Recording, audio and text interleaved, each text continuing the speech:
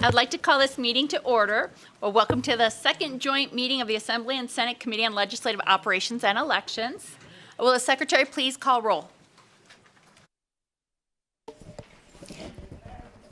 Senator Daley. Here. Senator Cannizzaro. Senator Sievers-Gansert. Senator Krasner. Here. Senator Orenshaw. Here. Assemblyman DeLong. Present. Assemblywoman Dickman. Here. Assemblywoman De Silva. I'm sorry, Assemblyman De Silva. I'm so sorry. Assemblywoman Gonzalez. Here. Assemblyman Hibbets. Assemblyman MacArthur. Assemblywoman Brittany Miller. Assemblyman C.H. Miller. Assemblywoman Monroe Marino. Assemblywoman Newby. Assemblyman Yeager. Chair Gorlo. And I am here. Please mark Senator Cannizzaro and Sievers-Gansert absent excused. Thank you all for being here today in Carson. It looks like we might have someone in Vegas too, and appreciate everybody that's on the phone as well. Today we'll hear presentations from the Nevada Indian Commission and the county election officials, and we'll hear Assembly Joint Resolution 10 of the 81st session. Before we begin, let's don't forget some housekeeping rules. Make sure that all your electronic devices are turned off or on mute, includes computers and phones. Yep, let's all take a moment and look. If you do wish to testify, please sign in at the table by the door and provide a business card to the committee secretary. And when testifying, please turn on the microphone and slowly state and spell your name for the record. Please also state whether you represent a group or an organization. Then turn off the microphone each time you are done speaking. There are hard copies of the materials available for members of the public. Electronic copies should have been submitted to our committee manager yesterday and should be available online at the Nevada Legislature's website. We do expect courtesy and respect of our interactions during the meeting, even if we may not agree with another person's position. Committee members will be using their laptops to view handouts and other documents. Please do not view this as a sign of disrespect or inattention. And public comment will be taken at the end of the meeting. Each person will be limited to 2 minutes. In addition, the public may submit written testimony to the committee up to 24 hours after the meeting. And with that, let us start. I am going to take a few items out of order today due to some scheduling conflicts. We are going to hear AJR 10 first. I'll now open the hearing on AJR 10 of the 81st session. Please go ahead when you're ready. And I believe, are we looking for Assemblyman Watts?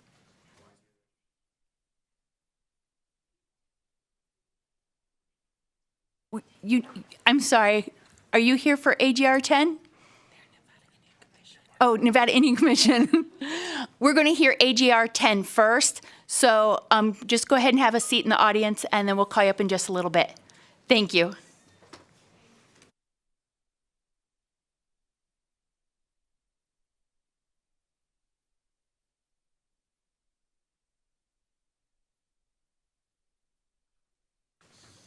Thank you for being here, Assemblyman Watts.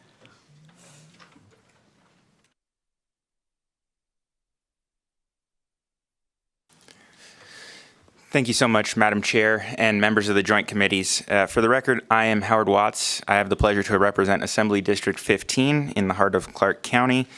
And it's my honor today to present Assembly Joint Resolution 10 of the 81st session, which will fully ban slavery and involuntary servitude in the state of Nevada. I will attempt to keep my remarks brief and try to respect both the members who heard and voted for this measure last session, as well as those who are new to the committee and to the legislature. Some folks that are watching may be wondering why we're even discussing this issue. Didn't the 13th Amendment to the U.S. Constitution ban slavery? Not quite. The actual language of that amendment is neither slavery nor involuntary servitude, except as punishment for crimes. Except as punishment for crime whereof the party shall have been duly convicted shall exist within the United States or any place subject to their jurisdiction. So that exception allows slavery or involuntary servitude to be administered as a punishment for crimes with no other guidance than the Eighth Amendment's ban on cruel and unusual punishment. That language originated in the Northwest Ordinance of 1787, to provide just a little brief bit of history. And that led to the creation of the states of Ohio, Indiana, Illinois, Michigan, and Wisconsin. All of those states except Illinois then took that language and added it into their state constitutions. And that practice continued both in the adoption of this amendment by the United States, as well as additional free states joining the Union, and even as other states rejoined the Union following the end of the Civil War. So as the battle-born state, Nevada enshrined that language, allowing slavery and involuntary servitude as a punishment for crimes in our state constitution. And it has remained there for more than 155 years. The new Jim Crow, a book written by Michelle Alexander, as well as the 2016 documentary film 13th by Ava DuVernay, explored the ways that criminal justice in America transformed in reaction to this exemption clause in the 13th Amendment. And I think that's one of the important things to note, is that this isn't just words. There was a concerted effort following this as southern states rejoined the Union to continue the practice of slavery. New petty offenses were created and enforced that were specifically targeted to black citizens, often referred to as the Black Codes. Offenses that were as minor as vagrancy or failure to pay a tax or fine resulted in a sentence to hard labor. And that resulted in chain gangs, as well as a practice known as convict leasing, whereby both state governments and private enterprises profited from the free and forced labor of primarily black men after the supposed end of slavery in this country. The conditions of these practices were brutal and inhumane, and thousands of black prisoners were literally worked to death. And again, this is after the supposed abolition of slavery in this country. And to this day, the higher rates of policing, arrest, prosecution, and incarceration in communities of color, sub-minimum wages for prison labor, are considered collateral consequences and direct legacies of creative efforts to maintain the social and economic structures of slavery following the end of the Civil War. I want to be really clear about what we're talking about when we talk about these words. We're talking about the designation of human beings as the personal property of other people. We're talking about a complete loss of liberty and of labor being compelled, forced without compensation. People being beaten, abused, or killed without any consequence. I believe that it's time for us to move forward and make it clear and unequivocal that nobody will ever live through the horror of state-sanctioned slavery or servitude ever again. 24 states, about half in the Union, had some form of language in their constitutions related to slavery, and it generally had that ban with an exemption. The other half had no mention of the language at all, and therefore subject to the U.S. constitutional language. Rhode Island was the only state that adopted an unconditional ban on slavery in 1842, following the end of the Civil War. But we've seen some recent action on this. In 2018, Colorado became the first state to go back and revise its existing constitutional language to completely ban and outlaw slavery and involuntary servitude. In 2020, Utah and Nebraska voters overwhelmingly passed measures to do the same. And in 2022, Vermont, Oregon, Alabama, and Tennessee did the same. Now it's time for Nevada to lead and take action on this important issue. The text of AJR 10 is very simple. It removes from the ordinance in Article 1 of the Nevada Constitution the clause that allows for slavery as a punishment for crimes. I want to note that this measure passed with unanimous support in both houses of the legislature during the 81st session. Once it is passed again this session, it will go to a vote of the people in 2024 for final adoption. And finally, as the great-great-grandson of Coleman Watts, a man who was born enslaved in the United States, and on behalf of the entire Nevada Black Legislative Caucus, which joined me as co-sponsors of this legislation in 2021, I respectfully urge your support for AJR 10 and prompt action to move it forward, and I'm glad to stand for any questions that members of the joint committees may have. Thank you very much, Assemblyman Watts. Committee members, do we have any questions or comments? Nope. All right. Seeing none. Okay, we will hear testimony in support of AGR 10 of the 81st session. Each person has 2 minutes to provide testimony. Members of the public may provide testimony in person or over the phone. If testifying over the phone, the number is 669-900-6833. When prompted for a meeting ID, enter 826-1427-2162. Again, that number 669-900-6833. Meeting ID 826-1427-2162. We'll come to Carson City first for testimony and support. Please go ahead. Good afternoon. My name is Candace Townsend, Kandice Townsend, and I represent the city of North Las Vegas. I am here to read a letter into the record on behalf of our wonderful mayor, Mayor Goins-Brown. Chairs Gorlow, Orenshaw, and members of the respective committees. My name is Pamela Goins-Brown, Mayor of the City of North Las Vegas. And on behalf of the city, I proudly testify in support of AJR 10. No longer should slavery of any form still exist in our society today, and AJR 10 will finally undo this wrong in the state of Nevada. I proudly shared my support for AJR 10 during the 2021 legislative session and continue to do so now as we take one step closer to finally removing involuntary servitude in all its forms from our Nevada state constitution.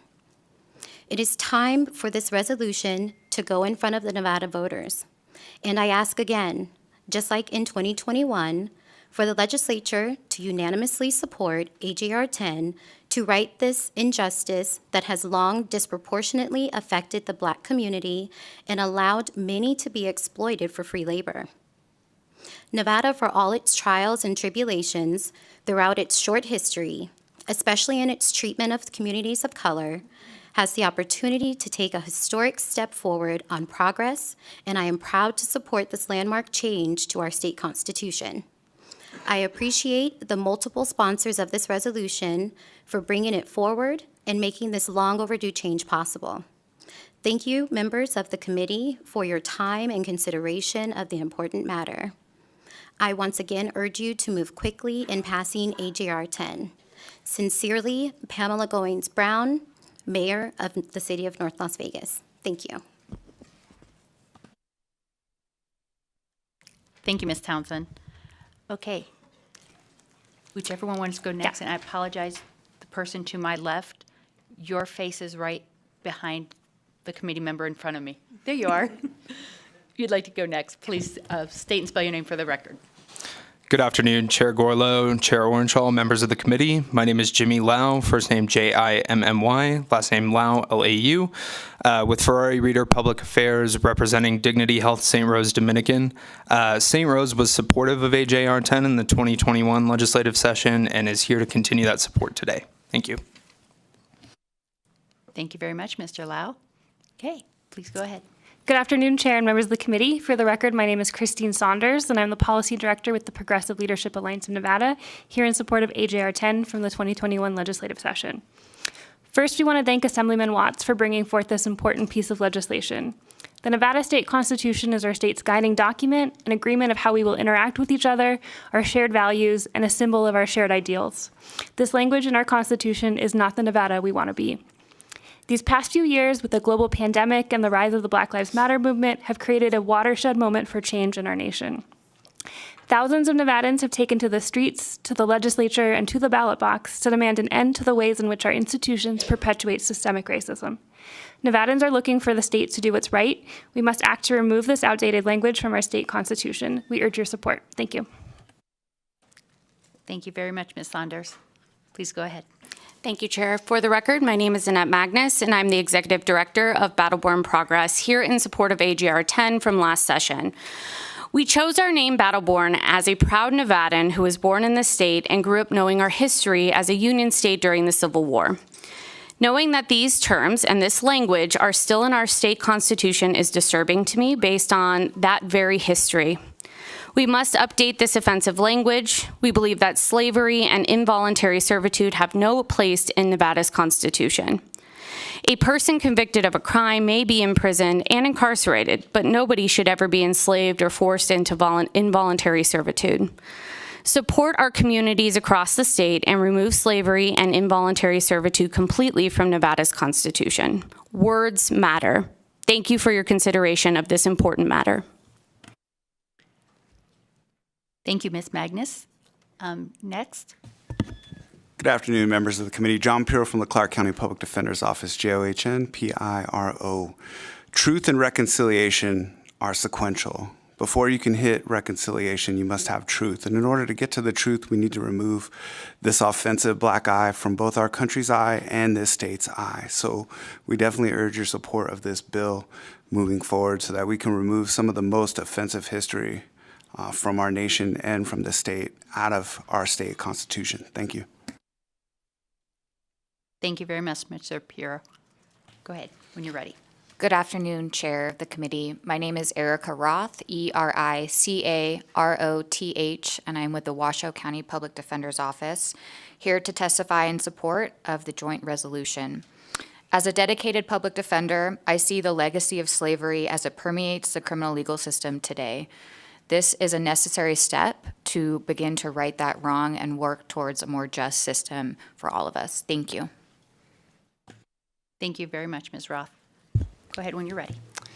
Thank you, chairs and committee members. My name is Nicholas Shepak. I am the State Deputy Director of the Fines and Fees Justice Center, here testifying more as a constituent.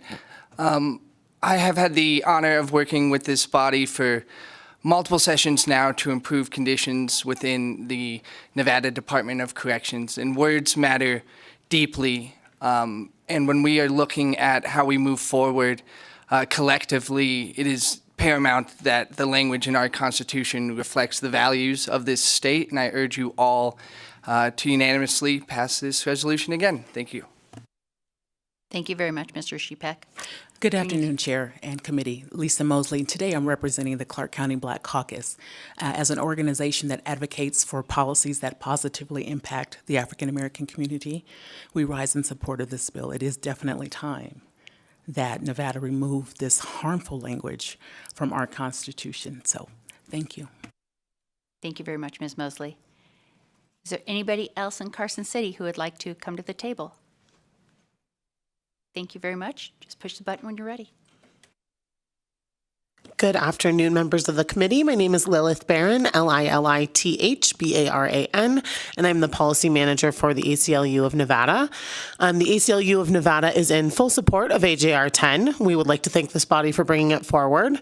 The ACLU remains the nation's premier organization dedicated to advocating for civil rights and civil liberties. This resolution will help directly address an issue that is critical to our organization, the abusive conditions in Nevada's prisons through the continued perpetuation of slavery of incarcerated people. Currently, we are litigating a number of issues related to conditions directly tied towards women who have been forced into dangerous and deadly scenarios as prison laborers. The deprivation of liberty should not inherently mean the perpetuation of slavery, but that is in fact where we are. The racial components underlying this issue are illustrative of the part of the problem and a legacy of slavery and Jim Crow era policies. There is no basis to continue to enslave any human beings. Reconciling with this harmful past is the path forward and the ethical and meaningful solution and improvement within the Department of Corrections needed. This is a necessary step towards rejecting slavery in all forms. The ACLU of Nevada would like to see AJR 10, passed in both houses again, reaffirming Nevada's commitment to the abolition of slavery in all forms. Thank you. Thank you very much, Ms. Barron. We'll now go down to Las Vegas. Is there anyone in Las Vegas who would like to testify in support of AJR 10? Seeing no one coming up to the table, a BP, is there anybody on the telephone? Yes, Chair. To testify in support of AJR 10, please press *9 now to take your place in the queue. Again, if you would like to testify in support of AJR 10, please press *9 now.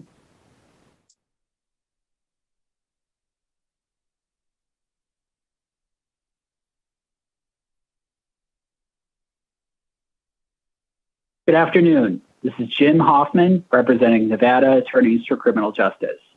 NSCJ opposes slavery, and therefore we support this resolution. Thank you. Thank you very much, Mr. Hoffman. A BP, next caller, please.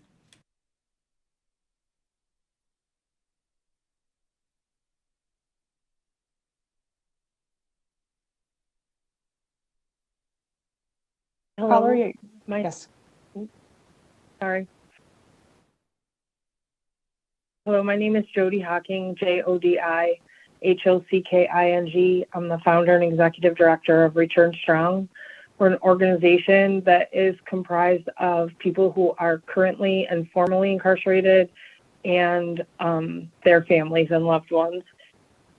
My statement today is probably going to be a little bit different. We are 100% in support, but for the people that may be sitting there wondering, like, beyond the language, why we need to do this and are questioning whether this still happens, I want to just talk about, we communicate regularly with about 1,500 people who are incarcerated. Over the past few months, we've gotten letters from lifers that were at Warm Springs going to college, that were moved to be culinary workers at Ely State Prison and lost all of their educational funding and are now working for pennies on the dollars with all of their education going out the window. We get letters from people who are undocumented, who are forced with threats if they do not work for free because they don't have a social security number. They're not allowed to work, but they are used for free labor within NDOC. We hear stories from Black, brown, and poor people who are taken advantage of on a daily basis. Those people are also, as a side note, charged room and board for the wages, the slave wages that they do make, if they make them at all.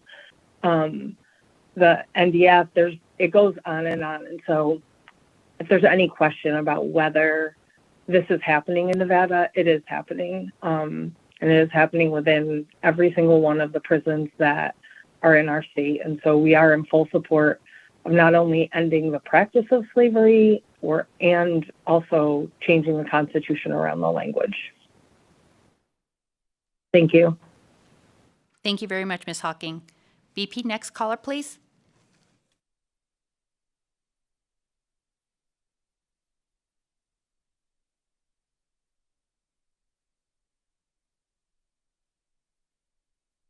Good afternoon, committee. My name is Quentin Savoy. That's Quentin.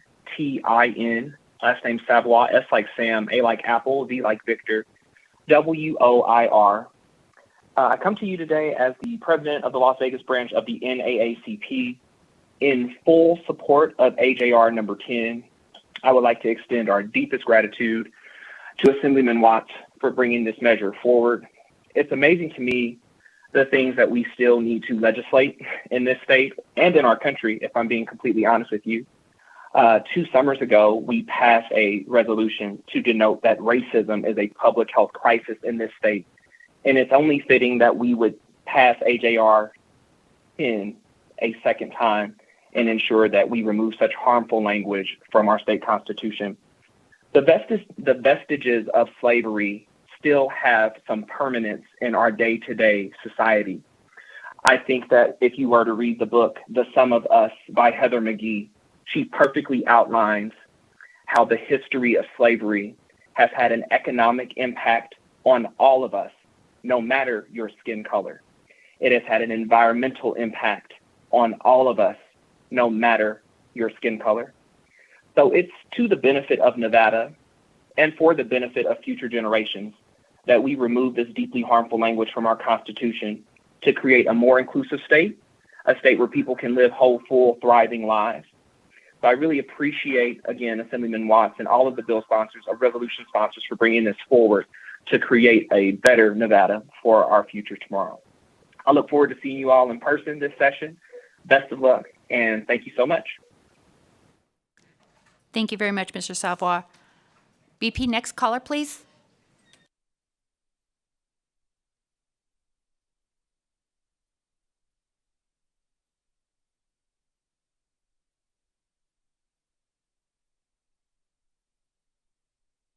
My name is Dr. Al Gurria. I'm the president of the Samuel L. Smith Educational Foundation, domiciled in Las Vegas, Nevada. Our organization testified last year in support of this amendment. I'd like to begin by first congratulating Mr. Watts and his committee, and Mr. Watts in particular, on the excellent presentation giving the historical background of the state of Nevada as it related to its constitution. I'd like to be a little more specific than Mr. Watts in saying that the Nevada Constitution was written on March 21st, 1864. That was in the middle of the Civil War. And as Mr. Watts illustrated, a lot of the verbiage included in the Nevada Constitution was actually required as a result of a number of constitutional amendments, particularly the Missouri Compromise, the Compromise of 1850, and the Kansas and Nebraska Act, which were a conglomeration of acts of Congress that actually formulated the wordage that is included in the Nevada Constitution at this time. However, although it said that there would be no slavery or involuntary servitude, it left an opening that has plagued the state of Nevada, other states in the Union, and it is past due that we address this issue and remove it from the Nevada Constitution. Nevada was entered into the Union as a state on October 31st, 1864. So Nevada was, in fact, made a part of the Union before the end of the Civil War. Slavery, chattel slavery, the reason for which the Civil War was fought, was not addressed by Mr. Watt. It actually began around 1516 when Spain began to steal Africans from the continent, but really came to fruition about 1518 when Henry the Conqueror began an organized effort of shipping through a shipping industry. Doctor, we're past 2 minutes. Can we wrap it up, please? We conclude by saying thank you for your effort to remove this clause from our Constitution, and we support it. Thank you for your time today. Thank you very much. I really do appreciate your testimony today. BP, do we have a next caller? Yes, Chair. Caller, please go ahead. Hello, my name is Yesenia Moya. I am a member of the local community here in Las Vegas. I believe slavery and involuntary servitude have no place in the Nevada Constitution. A person convicted of a crime may be imprisoned and incarcerated, but no one should ever be enslaved or forced into involuntary servitude. Please support our communities across the state and remove slavery and involuntary servitude completely from Nevada's Constitution. because words matter. It's inhumane, antiquated, outdated, and has no room in our state. Thank you. Thank you very much. BP, next caller, please.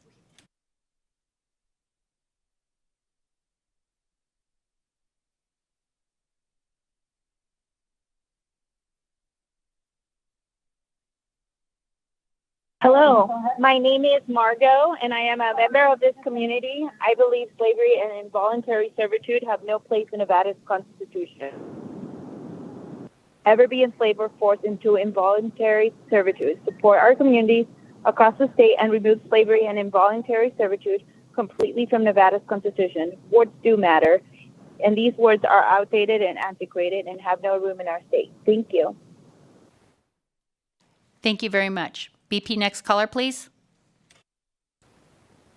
If you recently joined the call and would like to testify in support of AJR 10, please press *9 on your phone to take your place in the queue. Again, if you recently joined the call and would like to testify in support, please press *9.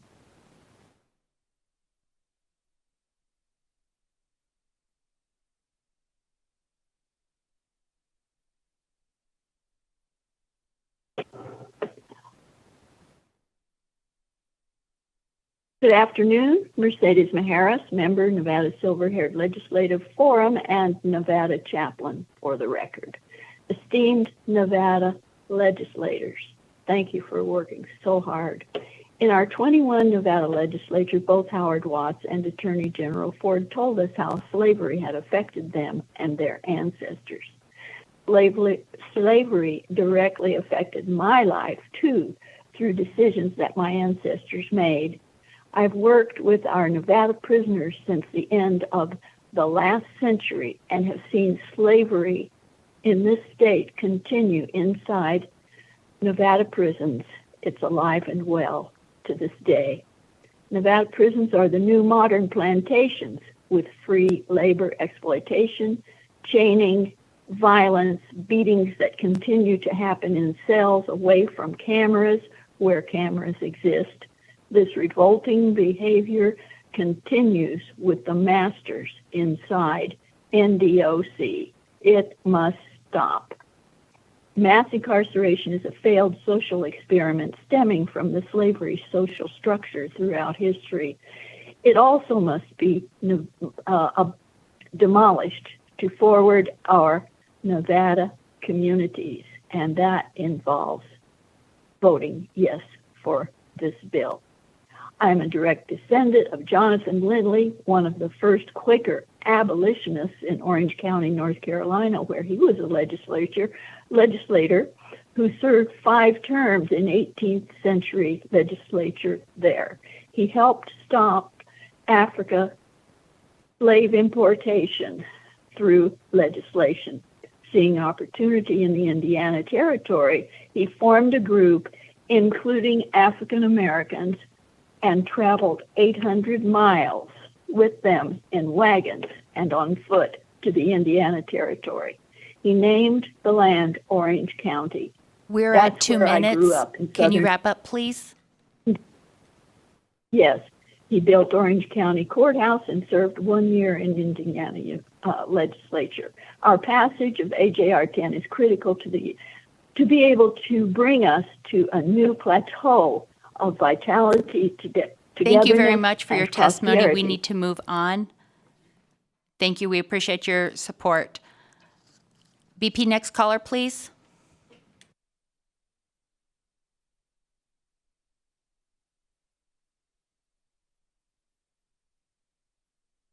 Caller, to unmute, please press *6.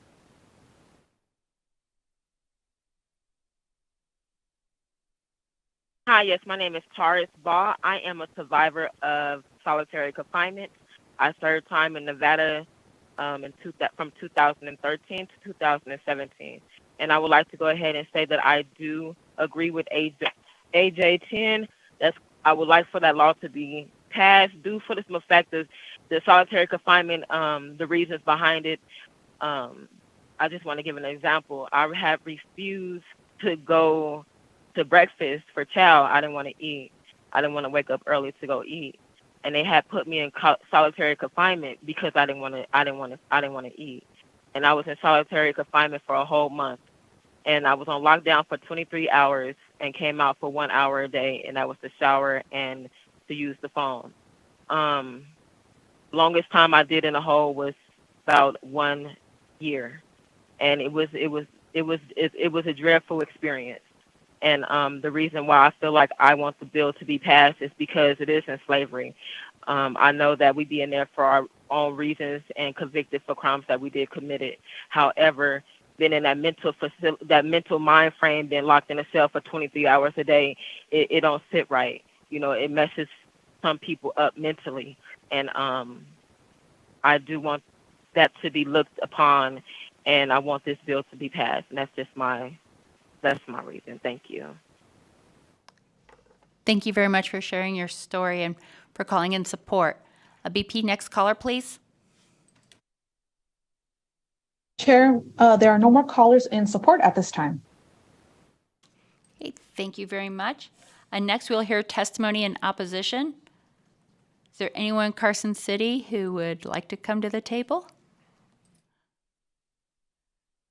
Seeing none, is there anyone in Las Vegas who would like to come to the table?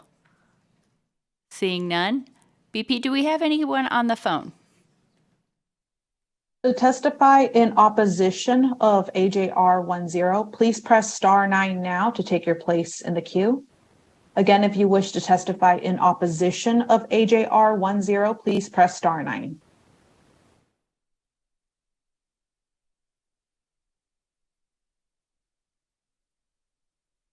Chair, there are no callers in opposition at this time. Thank you very much, BP. Next, we will call anyone wishing to testify in neutral of the bill. Is there anyone in Carson City who would like to testify in neutral? Seeing no one. Is there anyone in Las Vegas who would like to come to the table to testify in neutral? Again, seeing no one. BP, is there anyone on the phone that would like to testify in neutral? To testify in neutral for AJR 10, please press *9 to take your place in the queue. Again, if you wish to testify in neutral, please press *9.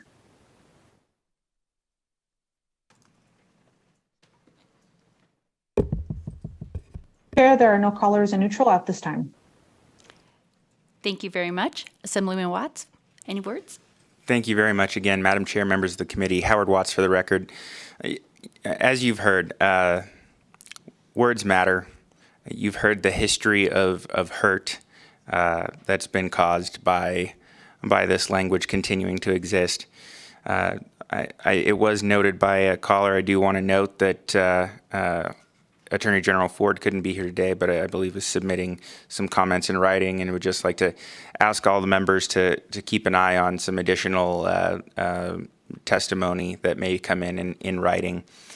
And I'd be remiss if I didn't mention that it is Black History Month, and so I humbly ask all the members of these joint committees to join me, and let's make history together. I urge your support. Thank you. Thank you very much, Assemblyman Watts. And with that, I will close the hearing on AJR 10 of the 81st Legislative Session. Next up, we have some presentations from our counties. If you don't mind, I am going to take those a little out of order as well. We're going to go with Clark County because I believe they've got a plane to catch. So if Clark County would like to come up and do your presentation. Thank you.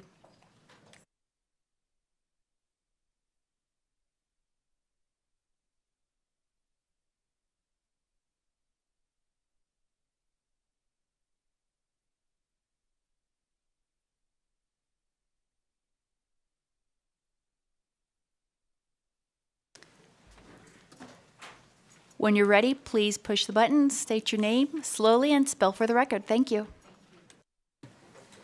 Thank you. My name is Lorena Portillo. The first name is Lorena, last name Portillo, P as in Paul, Ortillo. Right, I am Lorena Portillo. I am the Assistant Registrar at Clark County Election Department. I have been part of this team since 1998, and I'm here to give you a little bit about what we do. And I'm going to go ahead and start by introducing our county. Here we go. All right, I'm going to go over some facts of Clark County, what we do, trends from the 2022 general election, a little bit about our early voting program, our election day vote centers, a little bit of our cybersecurity and how we focus on that and what we're doing looking forward. Clark County is governed by 7 commissioners and administered by our county manager's office. We have over 2.3 million residents. We are currently 12th largest by population in the U.S. In unincorporated Clark County alone, we have over 1 million residents. Currently, we have over 1.3 million registered voters. We span over 8,000 square miles in territory, about the size of New Jersey. Currently, we also have 900 precincts. And that task of running our elections is fulfilled by 40 full-time staff members. We administer, program, and prepare 5,000 ICX voting machines for the polls, and also we have 10,000 pieces of peripheral equipment that we use to support the elections, along with 13 election poll pads, or better known as electronic poll books, instead of the paper. What we do, we administer and maintain voter registration rolls. That's our main duty, and we do this all year long. So we have duties that span through the year during election and the election cycle. We provide voter registration opportunities, which includes working with the community. We have field registrars that go out and register voters. We provide that training for groups and advocacy groups that go out to the fields. We process voter registrations. We conduct candidate filing for the municipal elections as well. We coordinate the municipal elections with Boulder City, Henderson, Las Vegas, North Las Vegas, and Mesquite. We process petitions, initiative petitions, referendums, candidate and recall petitions. We coordinate, deliver sample ballots for every single election. We process mail ballots for every election as well. We tabulate the results, and we recruit and train over 3,500 poll workers for Election Day and early voting. We prepare and maintain the electronic poll books and the voting machines for the election cycles as well. We coordinate early voting and election day sites. And again, I reemphasize that we recruit and supervise over 3,500 temporary workers that also support our in-house processes. We have signature curing, we have mail ballot process, registration process that expands a little bit more during an election cycle. And we have hotlines that also helps our teams out in the polls as well as the public. That is a great feat that we do every election cycle. We have voter outreach. We work with organizations. They invite us to their locations to talk a little bit about what we do, what's new on the horizon, and we also go out there to demo our equipment. We want to make sure folks understand what they'll see at the polling place. We have our poll pads that we started using in 2018. We have brand new poll pads that we have implemented in 2022. So that's important. We also have a newsletter. If anyone would like to subscribe to our bi-monthly newsletter, we also provide that in hopes that folks will subscribe and continue to receive information and what's to come in the election cycle. I'm going to go over a little bit about what we saw in the 2022 general election. We had 1.3 million active registered voters. We mailed out over 1 million sample ballots. We did have a successful subscription to our e-sample ballot, over 30,000. That saves us about 50 to 60,000 per election cycle between the printing and postage. After the 2020 election, up until the November 2022 close of registration, we processed about 224,000 new registrations and over 712,000 voter record updates. That includes party updates, especially the address updates that we get from the DMV, as well as online and in a paper format. We processed over 346,000 mail ballots. A total of 683,867 people went out to vote during that election. And you can see the breakdown by voting method. Mail ballot voting has gone up significantly compared to the 2018 election, which is a comparable election. We had over 25% that voted by mail versus over 4% in 2018. Early voting, we have a lot less than we thought we would. Compared to 2018, it's over 14%, which in 2018 it was 34%, a little over 34%. Election day is still at 11%, which in 2018 it was 20%. We can see a trend happening definitely here. This statistics here, I just put this out there so you can see a little bit of what has been happening since the year 2000 in our general elections.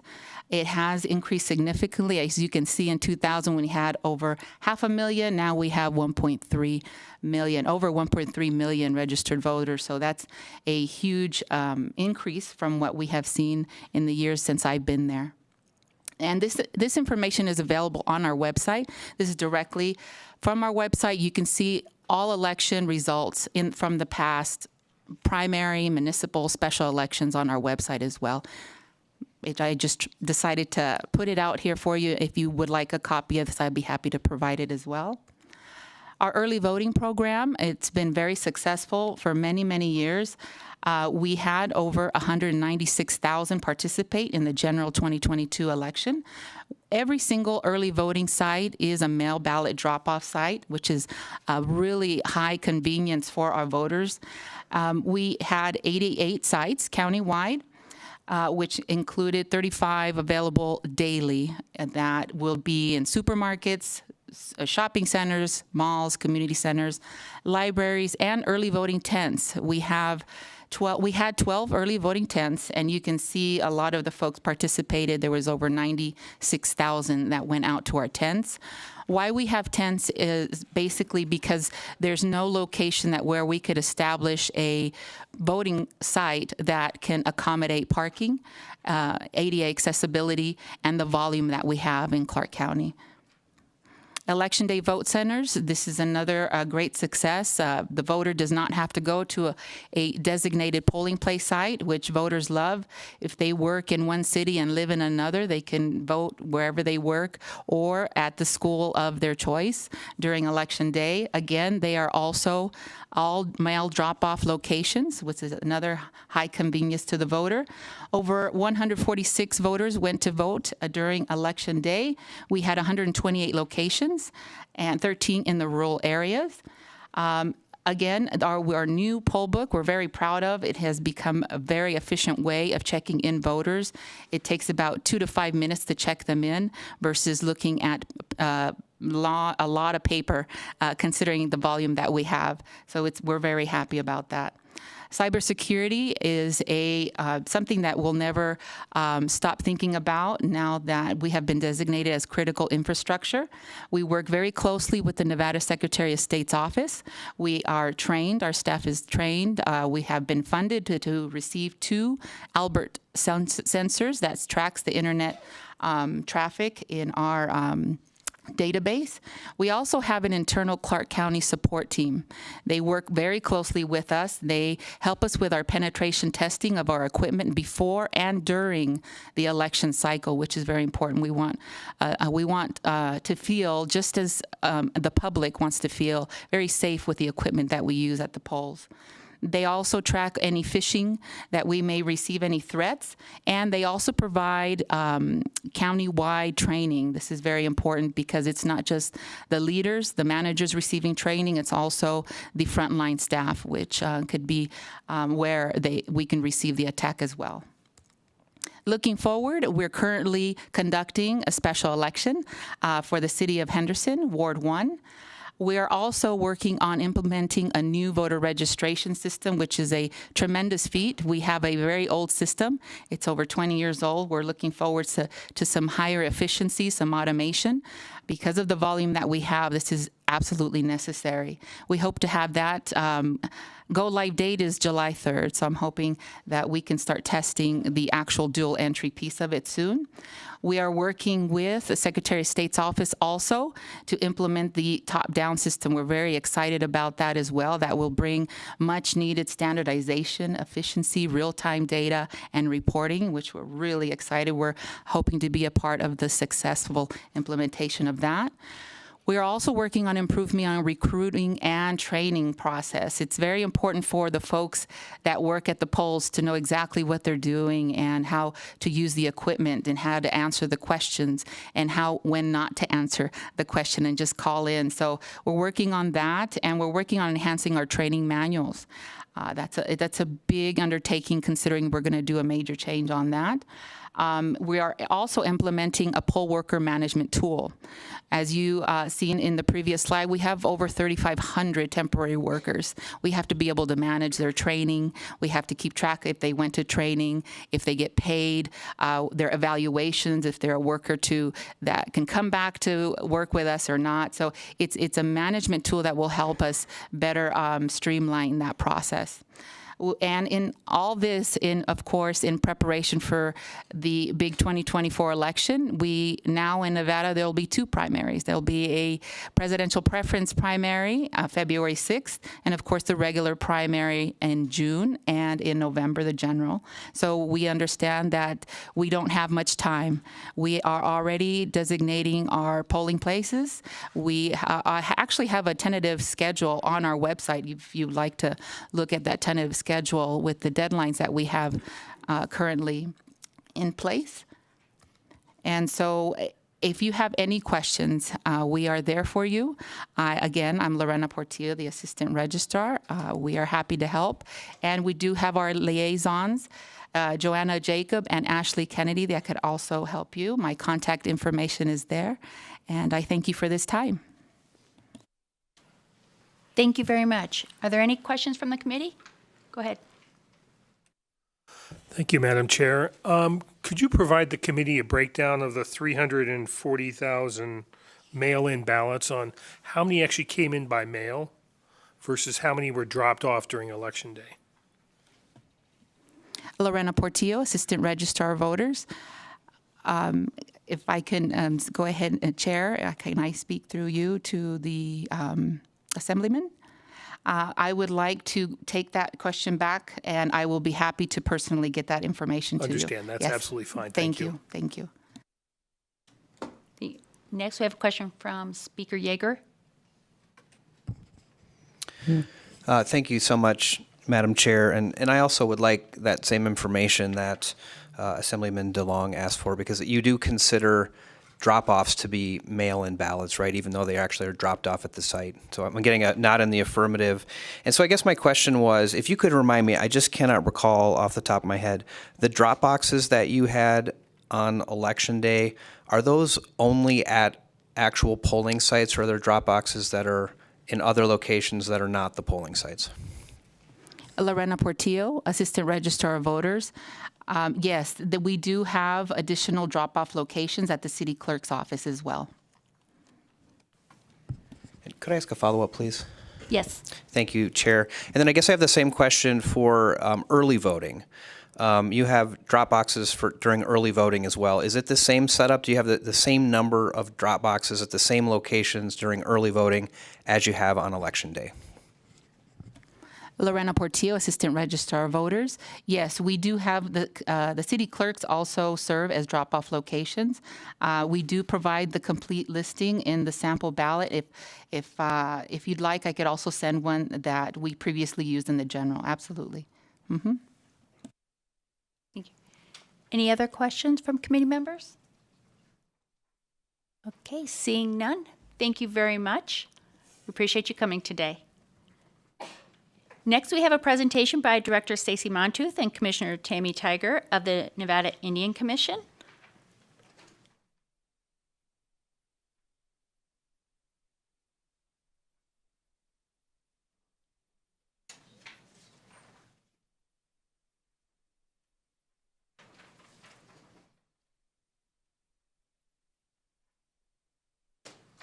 I want to thank you so much for being here and appreciate your patience trying to accommodate some other travel arrangements. We really appreciate you being here. And again, I just found out that I heard some of your members also had some travel arrangements. So I am so sorry. I would have definitely put you guys first. So thank you again for being here, and we look forward to hearing from you. So please go when you're ready. Thank you very much. Stacy Montooth, Stacey, last name Montooth, Montooth.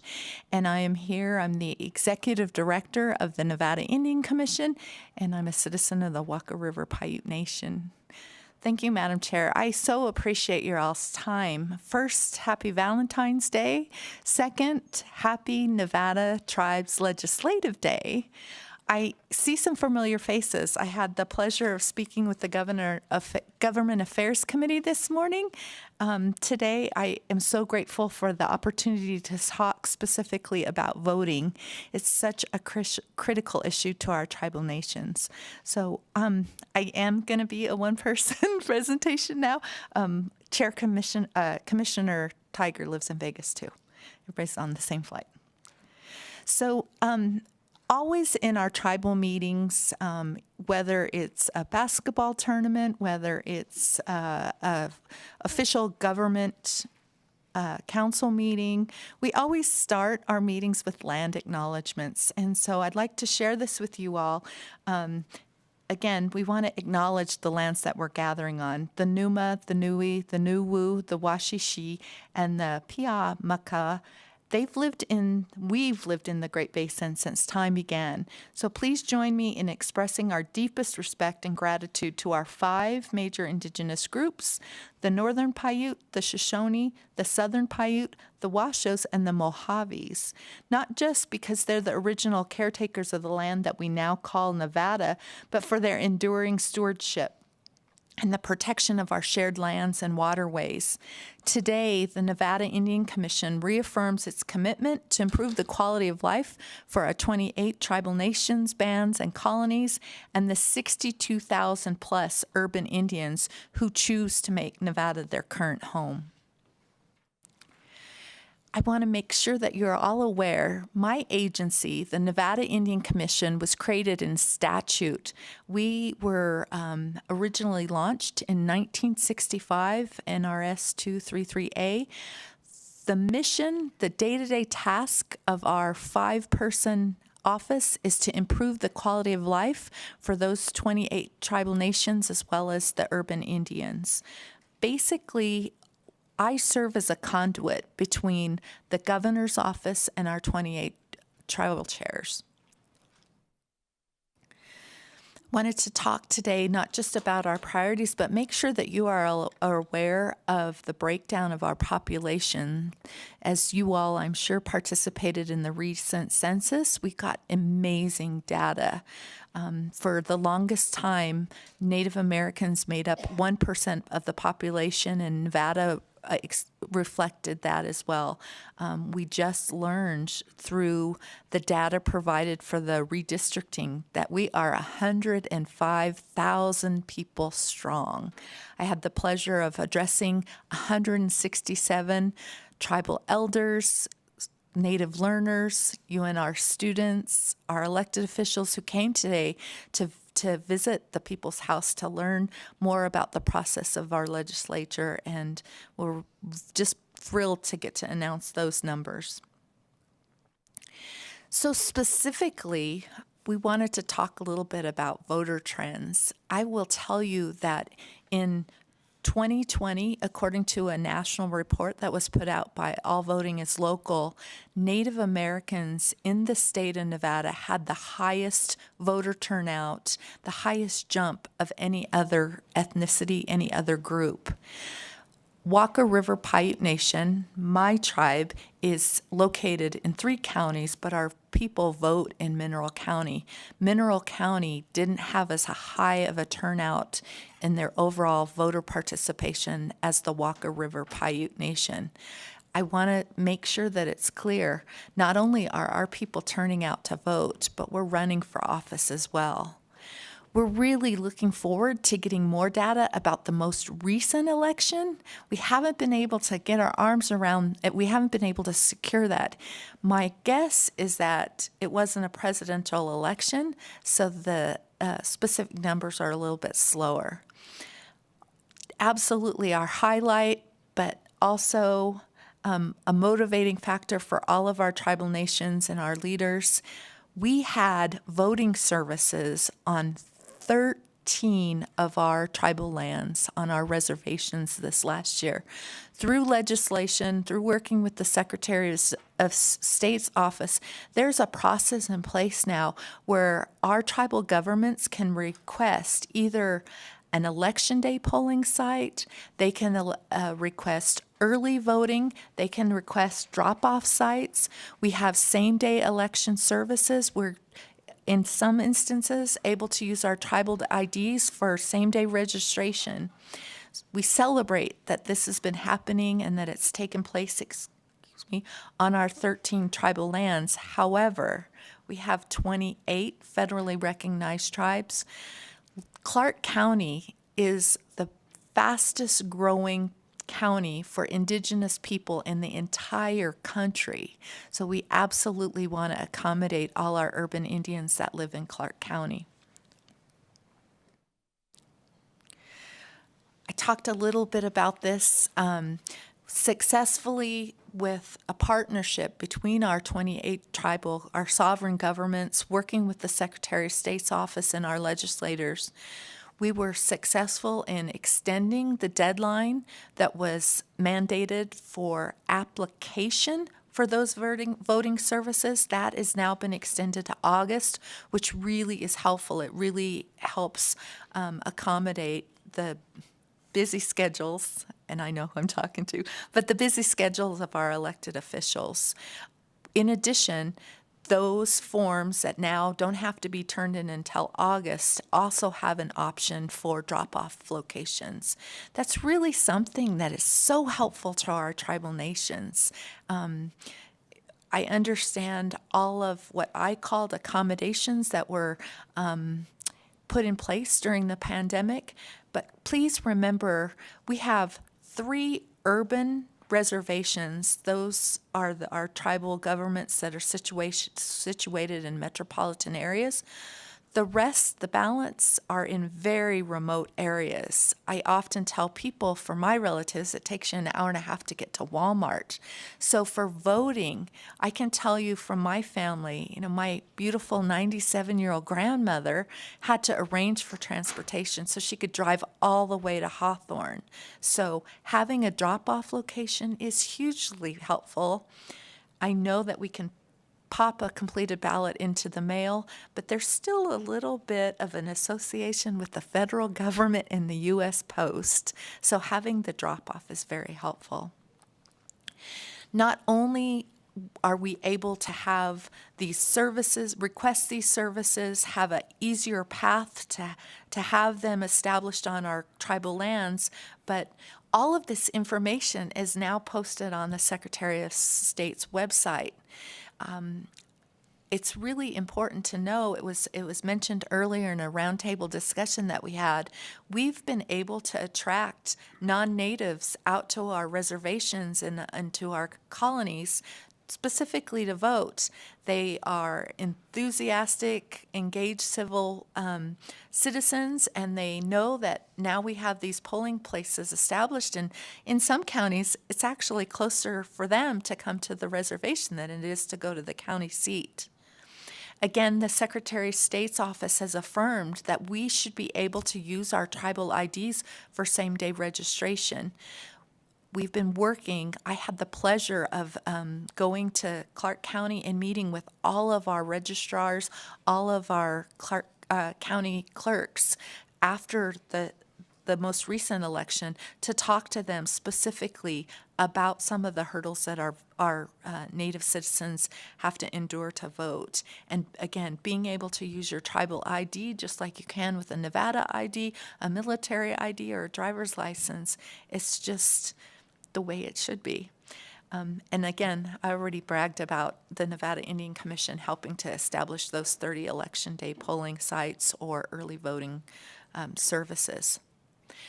We do want to continue to work with the Secretaries of State's office along with all the clerks and registrars so that when our tribal citizens request those polling stations, all the early voting, the drop-off, the on-site registration, we want them to be very familiar with the cultural intricacies of our communities. We have 20 different tribal IDs. It could be completely foreign, and so it literally and figuratively is a card for a country within a country. So we want to make sure that the county clerks are familiar with that form of identification. We had just an amazing situation happen this last year, and if I can get you not to think about this as fiscal responsible legislators, but in Nye County, we have two federally recognized tribes, and they have so many fluent speakers that in the last election, they met the threshold to have voting materials provided in the Shoshone language. It's an ancient language. It's been a language that we've been used since time started.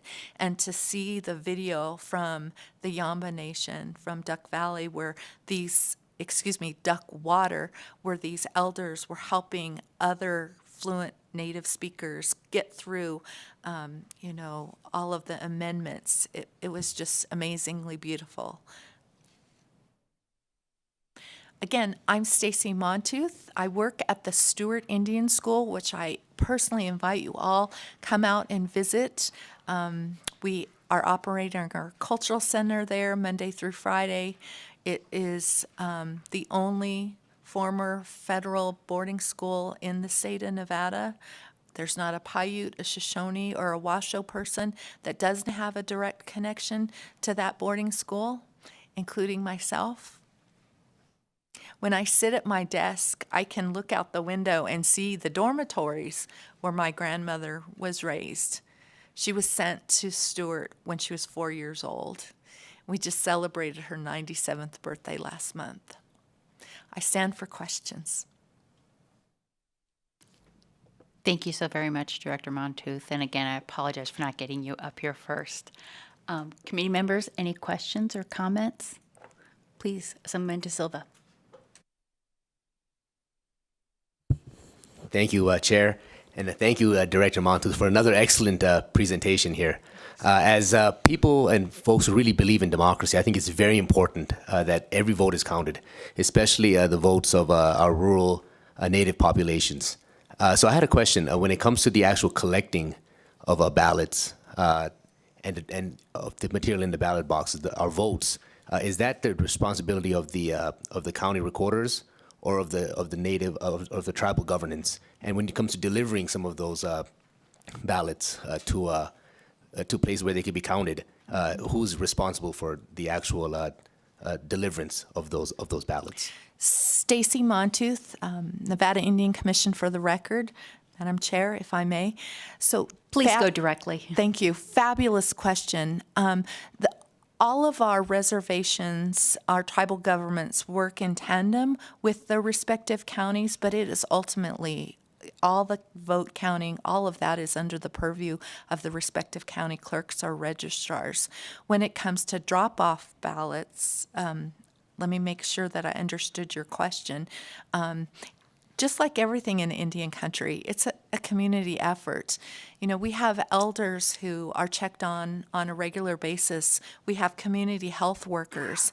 And often during the 2020 election, our elders would have their ballot completed and provide it sealed with the signature and give it to the person that comes into their house every day, checks their glucose level, does their blood pressure, makes sure that they're taking their high blood pressure pills.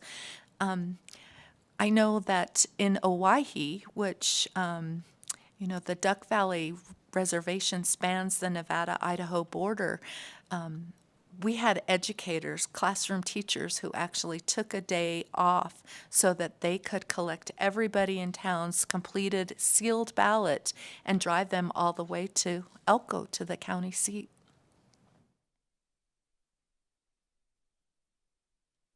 Thank you very much. Any other comments or questions? Okay. Assemblywoman Monroe Moreno, please. Thank you, Madam Chair. Ms. Monroe, thank you for being here. Quick question. How many people do you have on staff that do all of the work that the commission is responsible for doing? So thank you, Stacy Montooth, Nevada Indian Commission, for the record. We have a staff of 5, and just like almost every Nevada agency, we have an empty position. So we have 4 people on our staff, and 2 are completely dedicated to the Cultural Center and Museum. It's open 5 days a week to the general public. We really have 2 people that are charged with the task of improving the quality of life for 105 Nevadans every day. So small but very mighty staff. Our charge to improve the quality of life is interpreted by everyone differently. What improves my life might be different than what improves your life or improves your life. We focus on 4 main areas: education, economic development, the environment, and health and human services. Thank you for your question. Follow-up? Yes, please, go ahead. Well, I commend you and your very limited staff for having 28 tribes here in the state of Nevada. Means you guys are doing the Lord's work.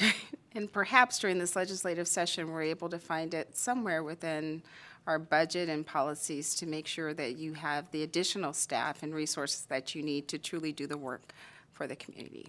Thank you. Stacy Montooth, the Nevada Indian Commission, that would be so welcomed. Thank you for your time.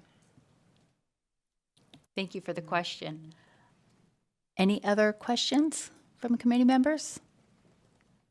Okay, seeing none, thank you so much, Director Montooth. We really appreciate you being here. Thank you. Next, we will hear from several local election officials on election administration in the respective counties. Let's have Mr. Scott Hohen from Carson City Clerk Office. Thank you very much, and begin when you're ready.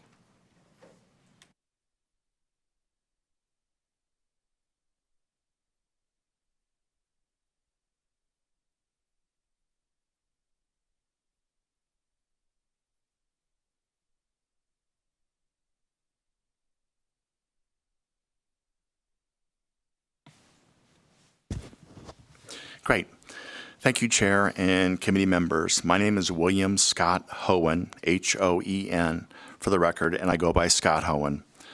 I am recently elected as the Carson City Clerk Recorder and Public Administrator. I'm here in Carson City working out of the District Courthouse on the first floor. Please don't hesitate to drop by, ask questions, email, text, call. I'd love to help answer questions.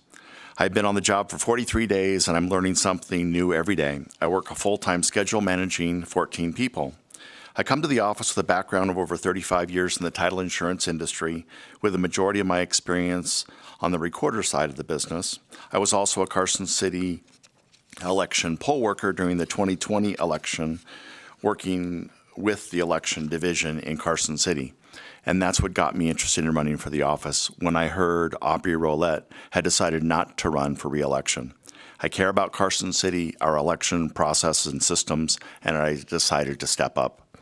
Thank you to the Secretary of State Aguilar and Deputy Director Woloshyn for their presentation of what elections are all about at the state level. I come to you with a different local perspective with challenges found after 1 month on the job, and again, working 40 hours a week. This is the first time in 28 years that someone has been elected to the Carson City Clerk Recorder and Public Administrative role that has not had previous experience working in the office. I was elected in this past general election, replacing Aubrey, who decided not to run for re-election. The Secretary of State did present to you that Aubrey was one of 10 clerk registrars out of the 17 that resigned or decided not to run for re-election this time. I have joined all the meetings by the Secretary of State, committee meetings, vendor calls, and other associations to get up to speed as quickly as possible. I'm unique in Nevada with all the responsibilities that my office carries. I'm responsible for public meetings, public records clerk, recorder clerk, elections clerk, marriage and notary, and the public administrator. I must give a shout out to Linda Drake, our Chief Deputy Recorder, and Miguel Camacho, our Chief Deputy Elections and Marriage Clerk, and Hope Mills, who I recently appointed as our new Chief Deputy Clerk. I was fortunate to inherit a strong team, and I am challenged to learn the public administrative responsibilities from scratch with no experience, but I'm handling that.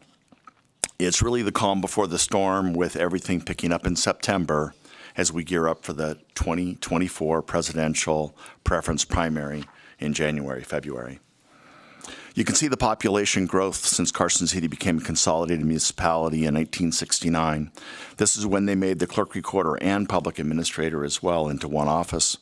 All the functions were manageable with 15,000 residents, and now we have nearly 60,000 with many more challenges. In fact, we're about ready to add another district court because we're hitting 60,000 residents. We currently print and distribute documentation in English, and you can see by this graph that the Spanish translation is not too far down the road. We will need to consider additional expense at some point in time to include Spanish documents. Carson City's population has grown to now over 27% the Hispanic and Latino descent. This graph is a month-to-month comparison from January 15 through January of 23. You can see our active registered voters by major party affiliation has declined, and the nonpartisan registrants have increased. This is due primarily to the automatic voter registration system at the DMV and the processes that they have for selecting the party affiliation. Most of our voter registrations or changes come from the DMV daily transmission that we receive. The nonpartisan registrants are now the second largest registered party in Carson City after the Republican Party, and now ahead of the Democrat Party. I must point out that voter registration changes occur when someone goes to the DMV to take care of business. This is a challenge for us. This can cause confusion for the voter when we have already sent out a mail-in ballot. It does impact voter confidence. We must cancel the previous issued mail-in ballot and reissue another ballot to reflect the changes made at the DMV.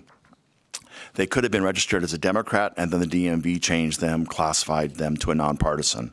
And with Nevada being a closed primary state, it does make a difference who they're voting for and how we track the results. Same-day registration also allows a voter to change the party the day of the election, putting an additional burden on all of our offices across the state. Since we currently are a closed primary state, in the primary only Republicans vote for Republicans, Democrats vote for Democrats.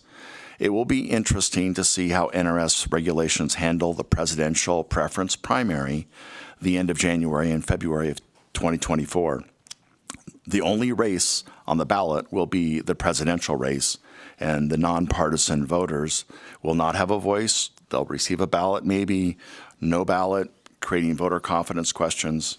I'll have to get more clarification on that.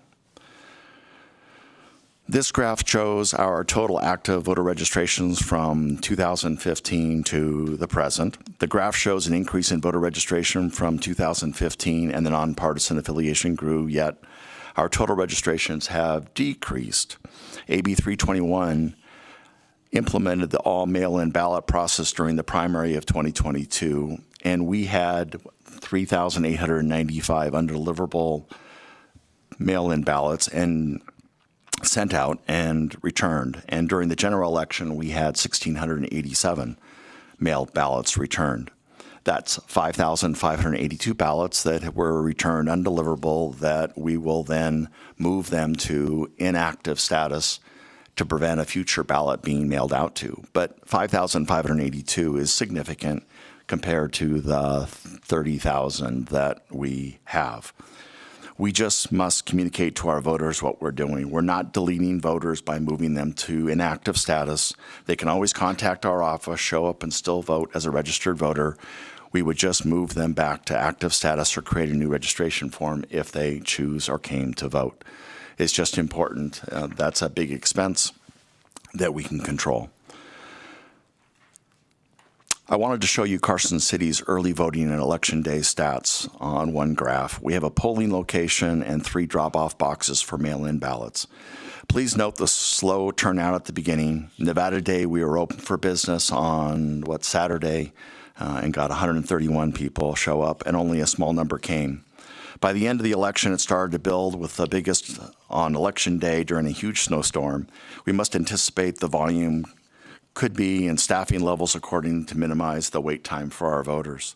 We must staff our polling locations for the low volume days and be ready, especially for the in-person same-day registration, which takes time. The low 63.29% turnout can be attributed to ballots that were not voted or returned undeliverable. I spoke to many on the campaign trail that they received ballots that weren't theirs. Instead of returning them undeliverable to our office, they shredded it, they threw it away, creating the same situation next time because they're going to get another mail-in ballot. We must educate our voters to return those ballots that are not theirs so we can move that voter to inactive status and prevent those mail-in ballots from being mailed in the future that no longer live at that address. Previous legislation allowed for same-day registrations and changes to vote.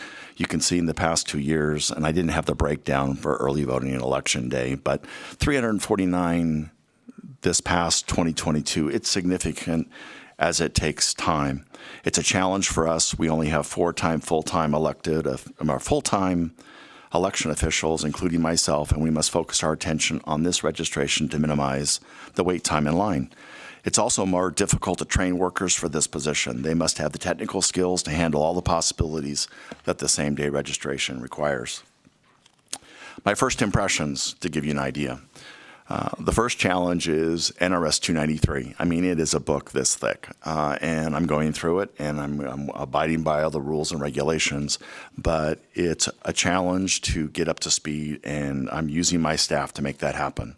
I have to learn all the systems in place to be an asset to the team rather than a drag on the team. Our Carson City poll workers will be challenged this January and February presidential preference primary election. We will go through the normal process, but this year we're going to have the detriment of training during the holiday season.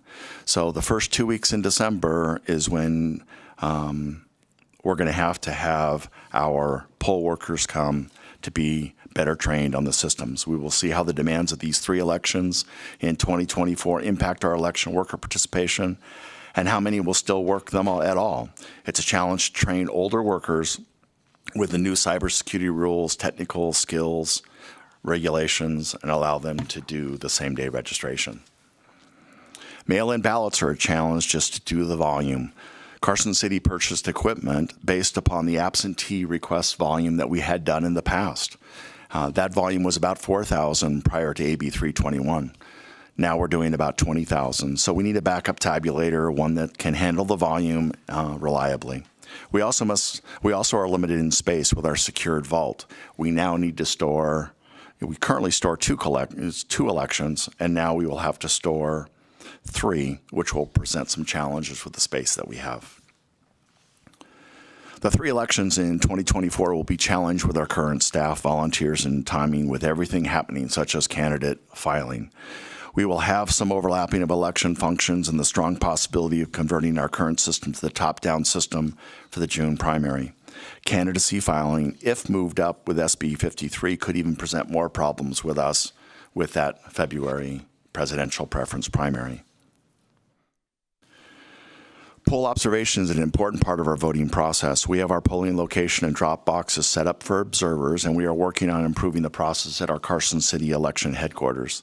Currently, we have observers in our office, and it's not the best situation for them to work and us to count due to the limited space, but we are in the process of putting up some cameras and allow them better visibility and with an optimal view.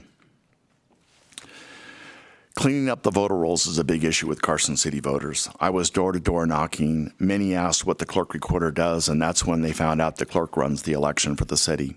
That's when I learned the voters receiving the ballots that lived there before or passed away. In fact, I called on a house or knocked on a house that I knew somebody had passed away and they still had got a ballot. Voters mentioned the expense of the unused, undeliverable ballots. They also mentioned they were worried about the possibility of fraudulent activity. Our voters want us to focus on cleaning up the voter rolls. Doing so will restore voter confidence in our system. We just need to tell them what we're doing. Moving those voters that had undeliverable mail to inactive status is a start for us in Carson City. We need to let the voters know what they can do to help if the ballot's not theirs. Voter confidence has been shaken. While campaigning door-to-door knocking again, it was very common to hear the same complaints about somebody receiving a ballot that wasn't theirs, that previously lived there, moved away, or passed away. I found most of the time they shred it, they threw it away. They need to mark it, return to sender, or return it to our office so we can take the steps necessary to move them to inactive status to prevent future ballots to be mailed out. The importance of voter education can't be stressed enough. We are making plans to regularly communicate with our voters on how to manage the voter rolls. We need to tell them about our processes about moving active voters to inactive. We get data daily on our voters that have moved within the state or passed away. We're managing those. We just need to tell our voters what we're doing to build confidence in our system. Carson City is already putting plans in place to reach out to the news media. We plan on utilizing social media platforms and our website to explain what we are doing to increase that level of transparency and voter confidence. The state's in the process of implementing the top-down voter system to manage the voter rolls. The state wants to implement this for the June primary of 2024. I have extensive experience with technology on the real estate side of the business, as well as dealing with assessor data and systems. I know the challenges of converting data for all 17 counties. It's going to be a difficult feat. Carson City has over 600,000 voter record documents to convert and nearly 70,000 records including active, inactive, removed, or secured voters that must be accounted for in our new system, and we'll make that work. It will be a challenge, but to do the conversion, we just need to make sure the compatibility of our current equipment and process happens, minimizing the disruption to run the elections in 2024 as well. DMV registration is primarily the way voter registration occurs in Carson City. Changes to the voter record with the DMV continues to generate voter questions such as how the party got changed and that whole process. Social services volume isn't high, but it does create more work for us because we have to do more investigative work because the data that we get is incomplete. And a lot of the times we have found that the voter did not wish to register, and it ends there. I want to say thank you. That Carson City runs an election, an excellent election. The city really steps up and plans for contingencies that always seem to occur. There were frustration with the voters and candidates about the amount of time that elapsed between the election and counting of mail-in ballots with the 4 days, provisional ballot, signature curing, and reporting results. But that's all due to NRS, and we must comply. We must be doing better job at communicating with the voter so they understand the process as it unfolds. Our community is engaged, and 2024 will bring some challenges for sure. Most don't know that the Carson City Public Administrator is what I do also. I'll be happy to answer more questions about that. That's just another full-time job. But thank you for allowing me to present, and I'll be happy to answer any questions you may have. Thank you very much for your presentation. Committee members, any questions? Councilwoman De Silva. Thank you again, Mr. Hohen, for your presentation. I had a question. You were bringing up this voter education, educating the voters on the actual processes of the elections and how we go about voting. So do you have any specific ways that you would implement voter education programs in Carson City? Yes, Chair. May I address him directly? Scott Hohen, Carson City Clerk Recorder, for the record. Yes, I've actually met with our Carson City staff that's responsible for the community relations or public relations side of the business. I know Facebook, Twitter, Instagram, YouTube, website. I know all those tools from my previous background. I am fortunate to have some team members with the city that is willing to do the back end work. I just need to provide them the content. So we're planning to give content at least every 2 weeks to let people know. I've already got the media on my side. I've actually invited some of the media into the office at some point in time to better understand the process, so they're not there while the voting's going on, but being educated on the front end. So we've got some good plans in place to get the word out, consistently get the word out. Thank you, sir. Appreciate it.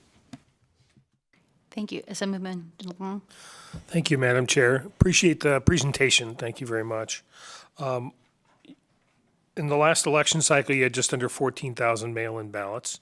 Could you provide the committee with a breakdown between how many were actually received by mail versus those dropped off during Election Day? And I know you may have to pull that together and deliver it later. Chair, if I may, I can answer that question because I've asked that question myself. Statistics are important to me. Right now, we have the mail-in drop-off box at the senior center, at our polling location, and actually at the office. We haven't kept track of those in the past. So a mail-in ballot's a mail-in ballot, and that's the way we tracked it. This next election in 2024, we are going to keep track of them separately. I have a feeling a lot of people dropped off that mail-in ballot on Election Day during that snowstorm that normally would have probably gone in and voted in person, but we will track that in the future. Understand, thank you. It's just my anecdotal experience from watching polling in Washoe County. Same type of thing, lots have dropped off. Yep. Thank you very much. Assemblywoman Danielle Monroe Moreno. Thank you, Madam Chair. I have a few questions, if that's okay. Okay. Please, go ahead. On your presentation on page 8, when you look at the total number of voters that came out and you list them up, of the 37,000 plus voters, the most votes that you received were by mail-in ballot, correct? Whether they were mailed in or dropped off, correct?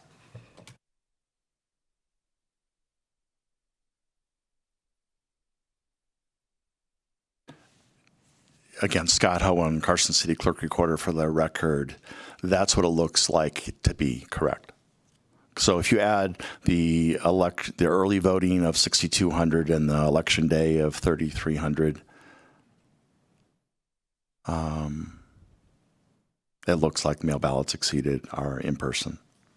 So then I think it would be safe to say that by having the option of having a mail-in ballot that you could either place in a mailbox or due to a storm or whatever it is, that it was more convenient for your constituents to have that mail-in ballot option. Wouldn't that be a safe assumption?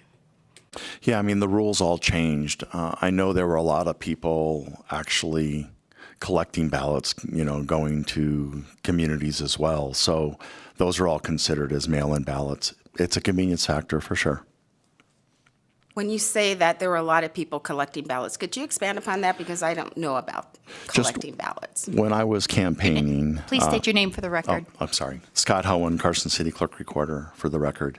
When I was campaigning, I heard from the residents that I was knocking on doors that other people had knocked on their door wanting to collect their ballot so they could turn it in.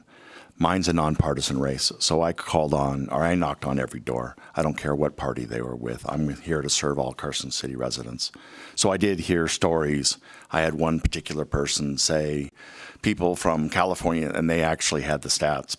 23 people came from California, and they collected 861 ballots to turn them in. May or may not be true. Rumor, I'm not sure, but that's what was told to me. That's interesting. So that's word of mouth, so we have no actual proof that that happened. That's correct. Okay, so let's just get that on the record, that we have no proof that that happened. You said that you went door to door to find out about voters, not just for your election, but what was your message going door to door in your position that you have now? What was the message that you were carrying? Scott Hohen, Carson City Clerk Recorder. I guess my primary message was I'm there to try to restore voter confidence and build voter integrity. And I want to make sure that we're transparent and letting them know what we're doing, what I'm doing to help clean up the voter rolls, because that's the perception that they have. Right or wrong, that's the perception that they have. I know I can make a difference if I tell our story, if I tell them what we're doing, if I let them know how many people were removed because they passed away, or how many people were removed this month because they moved away. If I can tell them and let them know that, yes, someone is managing the voter rolls, I think that will build voter confidence, and I'll do my job. Madam Chair, may I ask another question? Yes, please go ahead. The confidence in the voter rolls, was that the lack of confidence by the constituents that you represent because of how the job was being handled by your predecessor? Or do you feel that that was because of the laws that were passed? Because the laws didn't do anything to confidence, in my opinion. Yeah, Scott Hohen, Carson City Clerk Recorder. I think what I've observed, and this is just my observation, personal opinion, but what I observed is all the systems in place going forward are working wonderful. I see the records coming in from Vital Statistics on people that pass away or move away, and we're managing them every day. It's all the old records that we really never have cleaned up. I mean, this is indicative when you look at page on slide 7, when we had 5,582 ballots undeliverable in 2 cycles, back-to-back cycles. 15% of our voter rolls, people moved away or passed away. Though that won't happen again. So we're going to get tighter and tighter, and that number probably will go down and down and down going into the future. Well, it's encouraging to hear that you are going to do a much better job than whoever held the seat before you to make sure that the voter rolls are more accurate. But I also feel that it's incumbent of me, since you let so many of your personal feelings into your testimony here today, that you have a responsibility as in this position to make sure that the proper, correct, non-biased, non-leaning information is given to your constituents so that they feel that the election is fair. And again, I'll go back to that mail-in ballot. It's, for my family, much easier to mail it in, drop it off, and some of us still vote in person. But it's evident by your numbers that that system did work. Thank you, Madam Chair. Thank you very much. Seeing no further questions, thank you so much for being here. Okay. Next on my list, I have Ms. Bergens from Douglas County.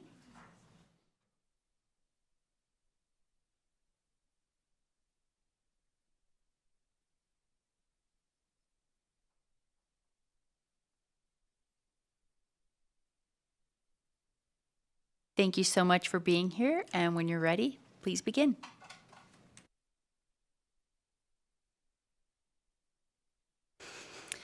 Good afternoon, Chair Orenshaw and Chair Gorlow, and members of both committees. For the record, I am Douglas County Clerk Treasurer Amy Bergens, and it is a pleasure to be here today. I would like to start with a quick introduction of who I am, since this is the first session that I've been able to be here in person. I started my career in the United States Army. Sorry, nervous. I served as a military police officer on active duty and went back into the reserves post 9/11 after having my first 3 children. I currently hold a degree in business management. I am the proud mother of 5 children, which I homeschooled for 15 years. My oldest son currently serves on active duty in the United States Army. My second son graduated last year from UNR with an honors physics degree and plans to continue his education to obtain his PhD in nuclear engineering. My third son graduates this year from UNR with a math major. My youngest 2 are still at home and attending middle school in Douglas County. In December 2020, I was appointed as the Douglas County Clerk Treasurer when the previous Clerk Treasurer resigned. I proceeded to run for re-election in 2022 and won. I feel very blessed to be here today representing Douglas County.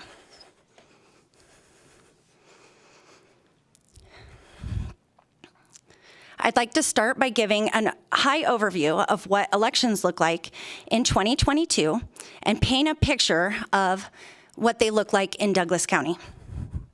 I currently have 4 full-time election staff This has increased from 2 full-time staff when I took office in 2020. After the 2021 legislative session, it became clear that there is a need for year-round, full-time staff in order to achieve the standards that the legislature was setting and that Douglas County prides itself in. One of those full-time staff members is a department systems IT coordinator who assists in all of the technology needs of the department and assists in the security of our election systems. I also hire 4 temporary full-time election staff during the election cycles to assist with the demands created by universal mail ballots and the increase of phone calls and assisting with office workload. I currently hire approximately 100 election workers to assist at vote centers, mail ballot deconstruction, the duplication process, answering phones, and assisting voters in my office. Due to the nature of same-day registration, I also pull 6 of my staff members from the clerk's office and 2 from our treasurer's office to assist during early voting and election day on site at the vote centers. These staff members are trained in the county's voter registration system and are able to process the same-day registrations, assisting voters that have been put as inactive to update their registration to be able to vote and answer high-level questions that the public may have. They also oversee the election observers and ensure state law is being followed. As you can see, this is a group effort by many people to ensure that the election process is being done correctly and that eligible voters are given every opportunity to vote. I also want to mention that 2 of our temporary full-time staff members work here for the legislature during the session and then come back to work for me during the election cycle.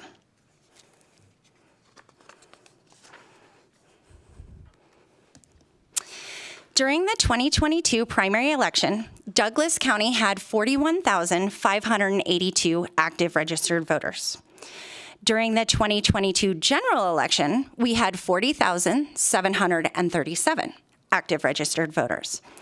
I want to explain why that number decreased between the primary election in June and the general election in November.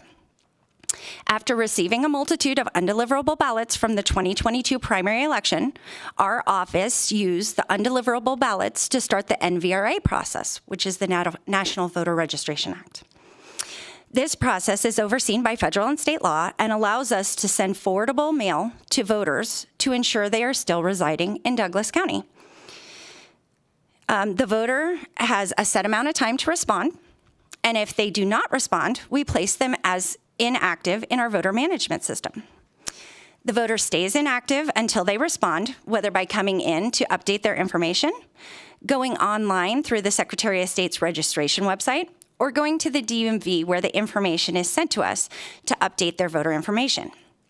If, after 2 federal general elections, they have not updated their information through any of the means that I just listed or voted, we are able to cancel them from our voter management system.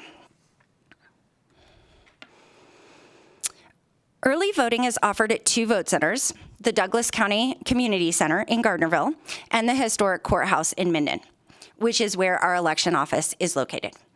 In Douglas County, we offer roaming drop box locations. We have a bipartisan team that goes to several locations throughout the county with secure drop boxes to set up for 3-hour blocks of time where they stay with those drop boxes. These locations are pre-scheduled and listed on the sample ballot and offers locations within neighborhoods at fire stations, town offices for the convenience of the voters. We also receive mail ballots through our mail delivery via the post office, with the exception of weekends. Election day, we have 5 vote centers where any registered voter in the county can show up to vote in person. Each location also has drop boxes for mail ballot drop-off. One of the questions that was previously asked by this committee was how many ballots were received by our office, or how the ballots were received by our office. The mail ballots delivered by the post office versus those that we received in drop boxes was fairly close to a 50-50 split. On Election Day, we received approximately 5,000 mail ballots in the drop boxes located at the vote centers. After Election Day, but prior to the last day per state law to receive mail ballots that are postmarked by Election Day, we received 555 mail ballots that were accepted and processed. After the last day to receive ballots to be accepted, we received an additional 161 ballots that were rejected in our system. I would like to note that we are still receiving undeliverable ballots from the primary and the general through the post office. The current slide shows the total amount of votes cast and the way that voters choose to do so. You can see that in the primary election, 2,417 voters chose to vote in person on Election Day, 2,148 voted in person during early voting, and 13,598 voted by mail ballot. That was a total of 18,163 voters, or 43.68% of the total active registered voters in Douglas County. For the general election, there was 4,707 voters that voted on Election Day, 5,564 that voted during early voting, and 18,985 that voted using mail ballots. That was a total of 29,256 votes, or 71.82%. I would like to do a quick comparison of the 2018 election to the 2022 election. And the reason I'm using the 2018 and not the 2020 is twofold. The first reason is the numbers are best compared from midterm election to midterm election. And there are more voters that generally show up for a presidential election than the midterm. So it's best to compare midterm to the previous one in 2018. And the second reason is that the 2020 primary in general were held during a pandemic, and the numbers are skewed since there was no option other than mail ballots for casting a vote. I am not going to break down all these numbers, but I'm just going to go over the totals. As you can see, during the 2018 primary, there was 39.72% turnout rate compared to the 2022 primary, where there was a 43.68% turnout. This was an increase from 2018 of about 4%. For the general election in 2018, there was a total of 74.08% turnout versus in 2022, we had a 71.82% turnout for a decrease of a little more than 2%. I will note with the implementation of universal mail ballots, the amount of people that show up to vote in person has decreased significantly, with close to 50% of our voters opting to vote by mail ballot. However, the percent of voter participation did not change significantly in either direction. For reference, in this slide, I wanted to give an overview of the amount of mail ballots that we receive that have signature discrepancies during the primary election. In Douglas County, we verify every signature on every mail ballot manually. By that, I mean that my full-time staff verifies each signature on each ballot with the signatures that we have in our voter management system. Of the over 13,000 mail ballots that we received during the primary election, 130 of those had signature discrepancies. 70 of those ballots had signatures that did not match the signature in our voter management system, and the other 60 of those ballots arrived without signatures. When we receive the ballots with discrepancies, we use every means available to reach out to our voter and cure the ballot. The majority of our voters only have their address on file with us, but if we have an email address or a phone number, we contact them by all three means. Of the 130 ballots we received with discrepancies, we were only able to cure 41 of those ballots, or 32%. One of the challenges we have in Douglas County is that we receive a large amount of our mail ballots in our drop boxes on Election Day. Though we start processing them the day after the election, this does not allow enough time for the letter that we send to the voter to get to them and for them to contact us to cure their ballot. Per state law, the ballot must be cured by the 6th day after the election. This slide shows the number of signature discrepancies from the general election. There were 150 mail ballots that had discrepancies, and we were able to secure 65 of those, or 43%. This was slightly higher than the percent that we were able to cure for the primary election.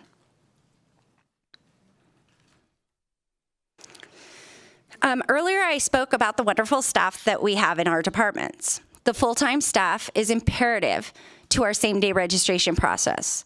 They are trained in our voter management system to process the same-day registrants and do updates during early voting and on Election Day. During the general election, Douglas County had 150 same-day registrants and 17 HAVA registrants that voted provisionally. These registrants voted provisionally, as I have to verify their eligibility to vote in Douglas County before I can accept their ballot. Of those voters that voted provisionally, we accepted 154 of their ballots. Those that were not accepted were all HAVA voters that did not provide the necessary documents to my office in time to verify their eligibility to vote in Douglas County. And I would note that one of the reasons that this happened, the HAVA registrants don't necessarily have their Nevada driver's license yet, and DMV was great. They're by appointment only. However, during election cycle, they let people that are coming in to get their driver's license for the purpose of voting to not have an appointment and just come in. However, that ended on Election Day, and some of these people that voted provisionally needed to go and get it in order to provide that to me after the election. So it would be nice if DMV would continue to do that for the 6 days after election so that they can cure their ballots with us. I will also note that during the primary election, we processed 196 updates to voter registration. This process is for currently registered voters to update their voter information. Many of these voters, if not most, changed their party affiliation to be able to vote a major political party during the primary and proceeded to change their registration back after the primary. Many of them filled out 2 voter registrations forms at that same time, one to be processed on site to change their party and another to be processed as soon as we were finished processing the election. UACAVA stands for the Uniformed and Overseas Citizens Absentee Voting Act. These voters are military personnel that are stationed outside of our county and civilians that live overseas. They are still registered voters of our county, just living elsewhere during the election. This program is one that is close to my heart, as some of these men and women are fighting for our freedoms and need to be afforded every opportunity to exercise their right to vote. As you heard last Thursday, from the Secretary of State's office during their presentation, the EASE program is gaining in popularity for these voters. Douglas County has 354 active registered UACAVA voters. Of these registered voters, only 161 of them voted in the 2022 general election. I've had conversations with the Secretary of State's office, and we all agree that we need additional education materials to provide to the registered UACAVA voters on their ability to use the EASE program. On a side note, something that many people do not know is that UACAVA voters have the ability to be registered at their last home of residence, even if the residence is owned by a new party. For instance, my son is stationed in another state. However, my home is where he last resided prior to joining the military. Therefore, he is still a registered voter in Douglas County. If I choose to sell my home and move, my son is still eligible to use my current address for his voter registration as long as he is in the military. There was a lot of misinformation in the general public as to the way that mail ballots were processed and what they perceived as the ability for fraud in the process. To alleviate this in Douglas County, I decided to live stream the entire mail ballot process on YouTube. Douglas County offered 24-hour a day, 7-day-a-week coverage of all of the deconstruction, signature verification, and tally rooms where mail ballots were being processed. This live feed was available for the entire month that mail ballots were being processed and did not end until all of our ballots were done being tallied. I've received positive feedback in the community on the transparency of our processes, and due to the limited space that we have in our election office in Douglas County, this allowed for an unlimited amount of election observers to view the process from the comfort of their home. I would occasionally receive a phone call or an email on something that was happening in one of the rooms. I was able to go back, review the footage, and answer any of the questions that I received on the processing of our mail ballots. Based on the numbers that I have presented, mail ballots are a very popular way of voting in Douglas County. The challenge we face is this. With this is that it is though we are simultaneously running 3 separate elections: early voting, election day, and mail ballots. With limited staff, this creates challenges when it comes to planning, processing, and ensuring that I am in the details and overseeing each facet of the election. Due to limited space for our election department, we take over the county board chambers for deconstruction of the mail ballots for approximately 1 month, leaving the county to find alternate locations for all of our board meetings. A concern for Douglas County, as some of you have also expressed to me, is the amount of time that it takes for us to get results from the election. In Douglas County, we had almost 19,000 mail ballots we received in total for the general election. Over 5,000 of those were dropped off at Dropbox locations on Election Day. These ballots are brought back, and we start processing them the next day. With the many steps involved in processing each mail ballot, processing those 5,000 ballots takes at least 3 to 4 days. In a smaller county like Douglas, 5,000 votes has the ability to change any local race. Starting in January of 2024, AB 432 from the 2021 legislative session takes effect. This bill gives the ability to expand automatic voter registration to other state agencies as the governor sees fit. Currently, Douglas County receives an average of 10,000 AVRs, automatic voter registrations, from DMV per year.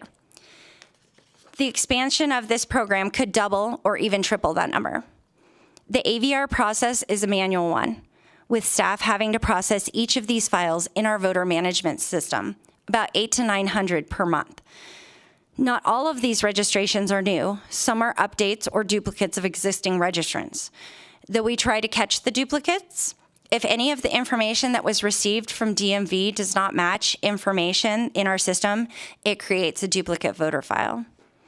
Another challenge with AB 432 is that it takes a process that is currently being done by DMV and puts the responsibility on the clerk's office. Currently, when you go to DMV and they place you in the voter registration process, they provide you an informational sheet letting you know the process and allowing you to reach out to your clerk to change your party if so desired. This bill changed that process and states that the clerk will now send an informational packet to each registrant, whether they are a new registrant or an update to an existing registrant. Instead of the DMV providing a single sheet of paper to the applicant, the clerk's office will now need to send a full packet of information with a postage-paid return envelope.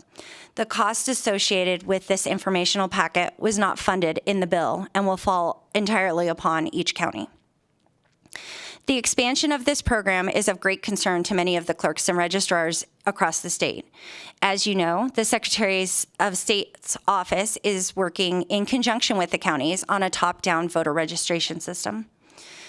Currently, with each county using various voter management systems with different parameters and different reporting structures, the ability for us to streamline this process is limited. Holding off on the implementation of this bill until after the new voter management system is in place will streamline the process across the state, assisting in the program being successful.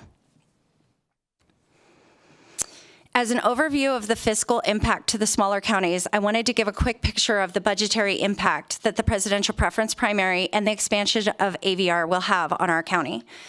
As you can see from this slide, Douglas County will have a fiscal impact of approximately $150,000 to hold the additional primary and also for 6 months of the AVR expansion and placing the responsibility of mailing packets to those voters that registered through that AVR program. Douglas County is very appreciative to the legislature for adding funding to the state budget for reimbursement to the counties for the mail ballot program to include our ballot stock and our postage. Douglas County received reimbursement for the primary in the amount of $70,000 and has requested an additional $70,000 for the general election. We also understand that this is funding is going to be available for ballot stock and postage for the presidential preference primary. Thank you for that. There is, however, no funding for the AVR program that is scheduled to take effect in January. I would like to close by saying thank you to each member of this committee for your dedication and determination to the elections process in Nevada. It's a group effort for us to ensure that we have fair, transparent, and accessible elections. I am here for any questions that you currently have, and on the slide, I've added my contact information for any questions you may have in the future. Thank you. Thank you very much, Ms. Bergens. Committee members, are there any questions? Speaker Yeager. Thank you so much, Madam Chair. I just wanted to follow up on something you said at the end and make sure I had it right. So I think you would, and excuse me, because I know this is a bill I believe that came through the legislature, but the bill that potentially expands automatic voter registration, I think you said, is that at the governor's discretion in terms of whether additional agencies, and I guess the follow-up there is you talked about a lack of funding, but do we have any indication yet from the governor's office if automatic voter registration is going to be expanded to other agencies? Madam Chair, may I answer? Yes, please go directly. Okay. Thank you for the question. Amy Bergens, Douglas County Clerk Treasurer, for the record. Yes, the expansion of the program is at the will of the governor to be able to expand it to any state agency that he or she deems fit. However, we already have the DMV AVR in place. And so the bill is twofold. One expands, and the other one is the financial of the 10,000 automatic voter registrations that Douglas County already gets, providing those informational packets. So for the 6 months that I put into my budget that I am presenting to my county, I put in from January to June, I put in for 6 months of what could potentially happen as far as those packets. Right now, we know that we have 800 to 900 per month. So I took 5,000, which is half of the 10,000 that we get per year, and I funded for that many. Plus, if the program is expanded, I did a little bit more just in case, because we don't really know what the financial impact is going to be. You're welcome. Any other questions or comments? Okay, seeing none, thank you very much for being here. Next on my list is Ms. Tammy Spiro. She's on Zoom. Thank you. Please go ahead when you're ready. Thank you, Madam Chair and members of the Joint Commission. And I do thank you very much for allowing me to appear virtually. Given that I am in Humboldt and it is a distance in the current weather situation, this was very beneficial, so thank you. I do have, and I will apologize again, I am not the best for sharing screen, so I don't know if you can see what I'm looking at or not. It looks like they're putting it up. Okay, thank you. Okay, I think we have it. All right, and I in all the years, my name is again Tammy Ray Spiro. I'm the Humboldt County Clerk, and I have been in the County Clerk's office since 1993 and served as the County Clerk since 2003. In all that time, I have relied on a number of people to present to your esteemed colleagues through the years, and therefore this is the first time I've ever done it, and I must say I'm very nervous. So I apologize for my shaking voice and perhaps not appropriate presentation. As you see before you, I have my presentation. It is similar to what you've seen from my colleagues who have spoken earlier. I have dedicated maybe a little bit more to the challenges that we're facing here in Humboldt County. As you can see from the slide, we have an area of 9,658 miles with a population as of the recent census of 17,285, with a city population, so the majority of our population lies within the city of Winnemucca, of 8,431. We have a number of other smaller communities that are, some have polling sites, some do not, but we have Paradise Valley, Orvada, Denio, McDermott, Golconda, and Valmy. Our economy is based primarily on agricultural activities and mining, which makes for a somewhat or very transient population, which, as you've heard from other presenters, can create an issue with voter rolls. As of yesterday, our total registration stood at 9,843 active voters with 871 inactive voters. We have 15 polling precincts within, or 15 voting precincts within our county with 5 polling sites. We maintain our early vote center at our county courthouse in our county commission meeting room, as they do in Douglas. The West Hall of the Convention Center is our election day vote center. The Paradise Valley Community Hall handles 2 of our outlying precincts, the Orvada Community Hall, 2 others. And recently, in the general election of 2022, we introduced a new polling location at our Fort McDermott tribal office on election day. We obviously have a multitude of districts, both at the federal, state, and local level. We also have local districts, general improvement districts, and fire districts that involve certain aspects of our election that make it a little bit more complicated. And then we also have a city election. In my office, we currently have 6 employees. That includes myself. I serve as the clerk to the Board of Commissioners, the ex officio 6th Judicial District Court clerk, the jury commissioner, the chief election officer, the voter registrar. We also manage the business license department and a number of other duties that are set forth by statute. We also, under those duties, manage all federal, state, and local elections, including city elections, special elections, and recall elections. The next portion discusses what we do specifically with elections. You've heard this from the prior presenters. It does not differ truly in everything we handle. The one thing that is maybe a little bit different due to our size is we do, for the most part, man most of our early voting hours with our staff, with assistance from poll workers. In the most recent election, that was approximately 96 hours in total. We do go the full timeline for early voting as allowed under statute, except for Sundays, due to our mining population and the schedules that they follow to make it easier for them to participate.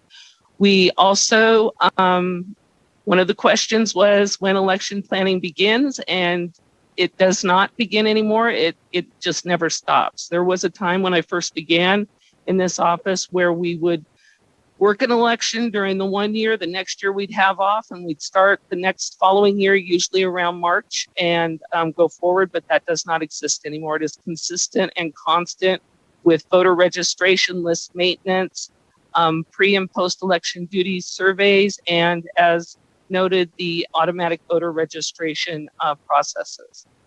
One of our issues that we have concern about does have to do with the availability of poll workers. As of yesterday, we had 53 identified, with an average election taking between 36 and 45, depending on the polling sites, and it has increased with the addition of the McDermott site. We currently have sufficient equipment with very little backup. We have 32 Dominion ICX machines with their voter verifier printers, which we have 2 machines assigned to each of our 3 rural polling sites, 9 assigned to early voting, and 14 assigned to the election day vote center, and 1 assigned to the clerk's office for presidential elections, or a backup in non-years. We have 7 of the VoteX Vote Safe electronic poll books, 1 ballot on demand system, and then all types of other associated items that go with that process.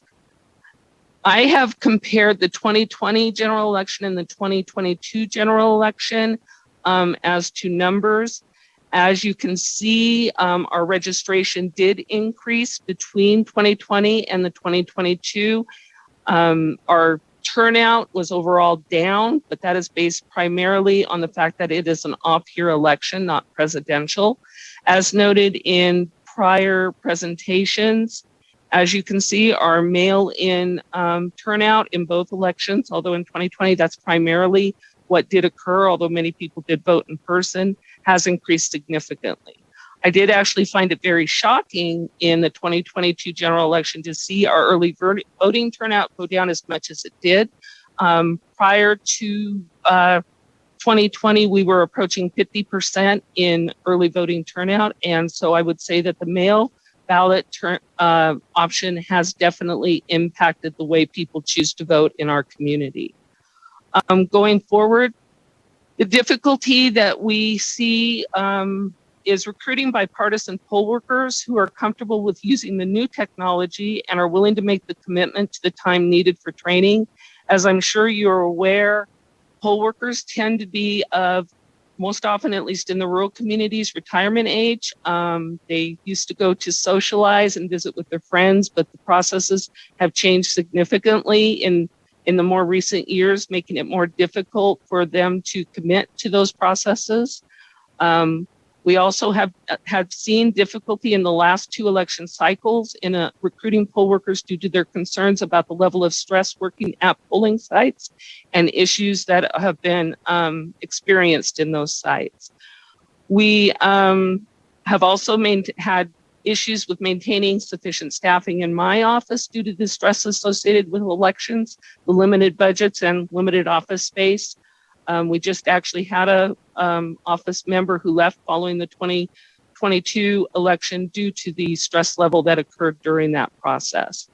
We do hope to see ongoing funding assistance for the costs associated with mail ballot production and mailing, funding for the new voting equipment due to the aging system we are now experiencing, funding for ongoing maintenance and warranty costs for the current system, and sufficient funding for implementing the new top-down system. We have concerns about the ability to implement that system within that small window between the presidential year due to small staffs and other required duties within the office, and the need to understand and respond to the voters' concerns, which have been noted several times during the prior presentations, and make them feel confident and comfortable with the election process again, and to promote participation of our population in the election process. We want to seek confidence in our automatic voter registration process expansion, given the challenges that occur with the current automatic voter registration agency, with the planned expansion to occur in an election year without the proper infrastructure and training for these agencies. That is also a concern for us. We also have issues with both space and technology availability for our election offices, as well as our polling sites, as well as storage sites for those election equipment. We would like to see funding for security needs, including cameras at storage sites and at polling locations, which is not currently available, though we are working with local government to seek that funding at our upcoming budget hearings. We need ongoing training of clerk staff within the office due to the number of new individuals and handling multiple statutory duties throughout that whole process. We would like to see continued support for efforts to engage local tribes in the election process. While Humboldt County successfully deployed a polling site at the Fort McDermott Reservation for Election Day, it did not occur without significant efforts with tribal leadership for the site planning and the identification of poll workers for a site that actually is over 70 miles from our office. And so there were some struggles with finding people that were willing to commit to that location. We would identify a lack of a single source for election-related processes and requirements. Therefore, I state my support for BDR 24409, which directs the Secretaries of State's office to create an election manual. I think that is really showing its importance with all the new election people that we have coming on with the former staff leaving, because there is just a lot in statute to keep track of. And then we have concern about certain BDRs listed here and the potential for unfunded mandates with those BDRs. Our thoughts for support would be legislative consideration for a long-term funding source for election-related activities to include technology improvement, equipment upgrades, staffing needs, training resources, security improvement, infrastructure needs, poll worker pay, and voter outreach. We would like to see efforts by the state and local governments to find ways to encourage participation by citizens of the various communities, including the tribal nations, as election workers. We would like to see continued communication by our legislators and legislative staff with local officials, including in the rural communities, about proposed legislation and the potential impact of said limitation on limited resources, and assistance from both the legislature and the Secretary of State's office to assist local election officials with engaging with county commissions to help them to understand and support the processes and efforts related to voting. Positives, because I hate to always end with challenges.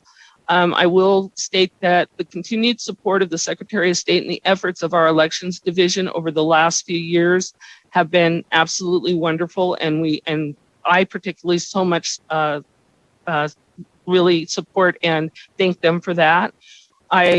The solidarity of the county clerks and registrars here in the state of Nevada and their efforts to work together and support each other is, again, we are a small state.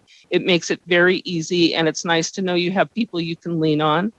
The efforts of our legislators who are seeking to obtain the input of the officials based on their knowledge to assist in crafting laws necessary to protect, improve, and promote elections in the state of Nevada, and the voters of the state of Nevada, because that is who we do all of this for.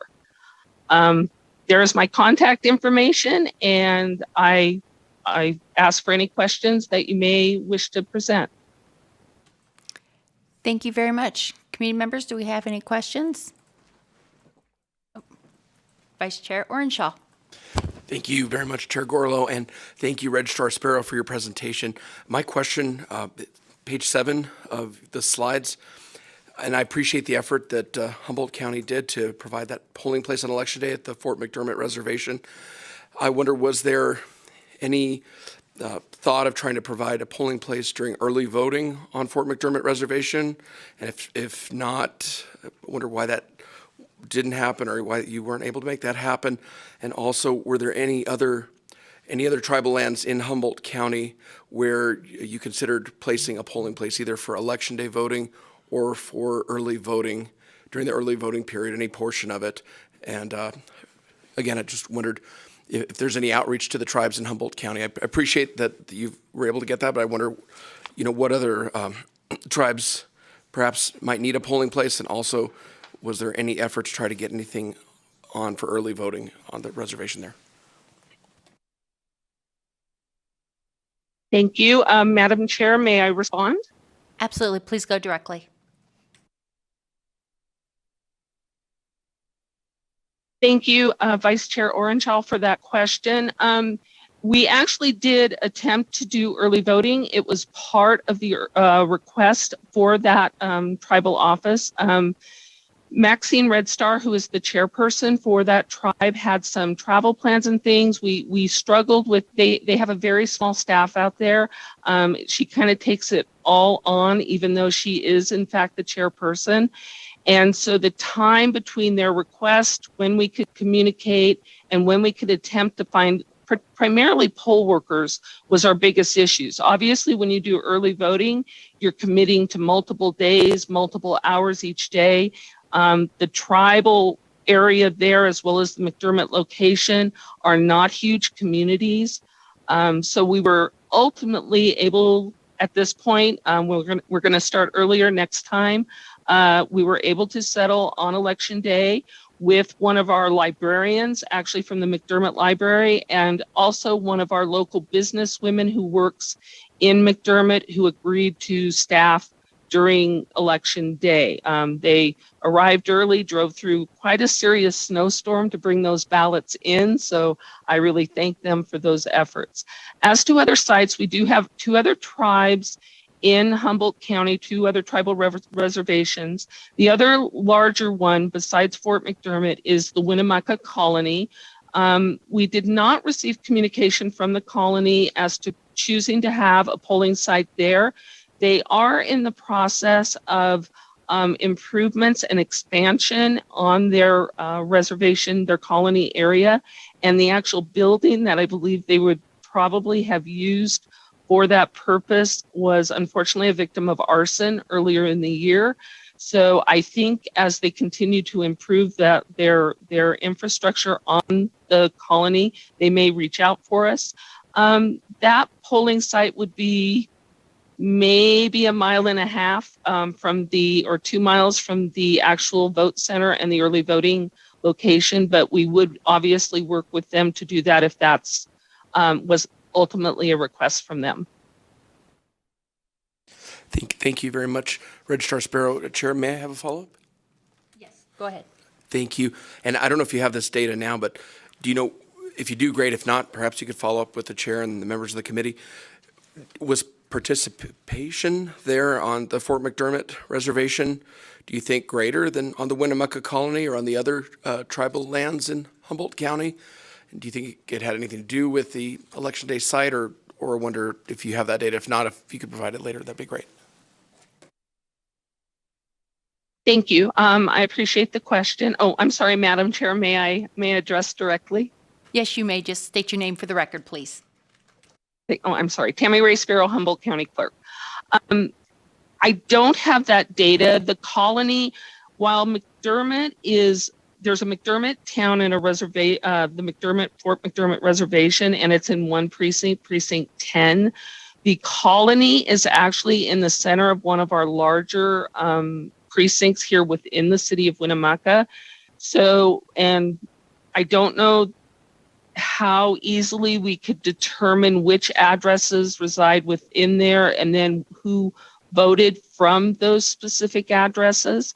I will say that we didn't have a huge turnout at Fort McDermott. At this point, we actually had more mail from the reservation, but we are obviously going to promote it more going forward. And as the weather improves and people get, I think, more used to voting at that site, it will definitely increase in its use.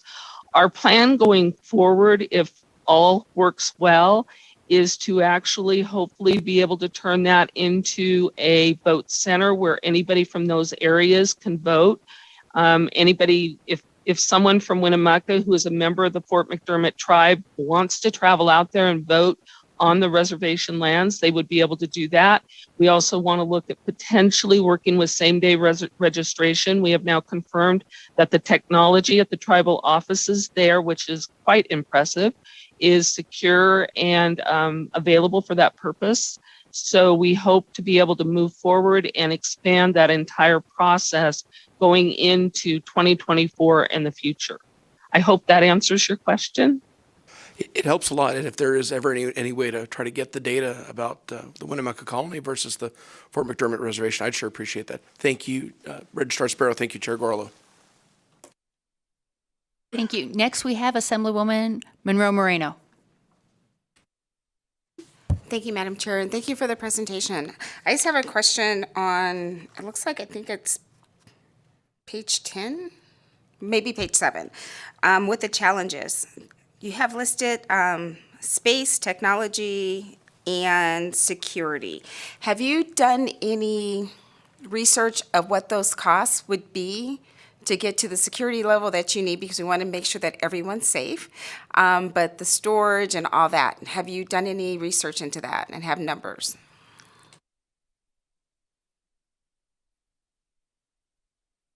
Tammy Ray Sparrow, Humboldt County Clerk for the record. May I address directly, Madam Chair? Yes, you may. Thank you, Assemblywoman Monroe Moreno, excuse me. We did do, I don't have the numbers in front of me, but we did originally, with cameras particularly, we did do some research into that because there was a potential grant that was out there that we would be able to use. We ran into some difficulty because I don't know how familiar you are with the Humboldt County Courthouse, where is our primary storage site, but it is a historical building.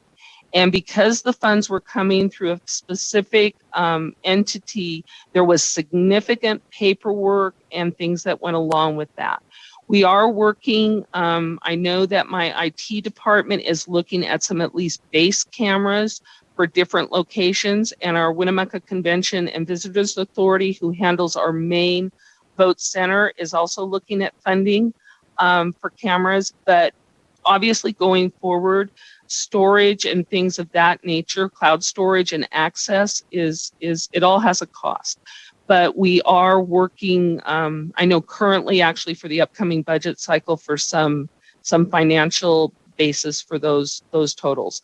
I believe the camera system that was originally proposed for the courthouse, for the areas that were undercovered, shall we say, because we do have some cameras within our facility, was somewhere in the range of 30 to 40,000, and it would be the same for the Winnemucca Convention Center. That would have included a form of cloud storage that would have given the Secretary of State's office the ability to access through a specific portal. So if we did have an issue, say on election day, they would have been able to access, as well as their whether it be the FBI or whomever, would have been able to access and view from a remote location rather than having to travel to our location. Thank you so much for that answer. And you answered my second question, which was about grants. And I will take you up on the invitation to come out to Humboldt County and check out the courthouse. Thank you. We welcome that. We just had 3 of our legislators here about a week or 2 weeks ago, and it's always wonderful to see the members of the legislature come out and actually view our beautiful courthouse. And you know what? Our great employees and staff and elected officials here in Humboldt County. Thank you, and I hope that invitation extends to all of us. Committee members, any other questions? Absolutely, Madam Chair. Oh, thank you. Okay, seeing none, thank you very much for being here, especially this late at night. We appreciate you very much. We still have one more presentation, gang. I heard a collective sigh. We have Jimmy Rodriguez from Washoe County Registers of Voters. Thank you for sticking with us. We appreciate you. Go ahead when you're ready.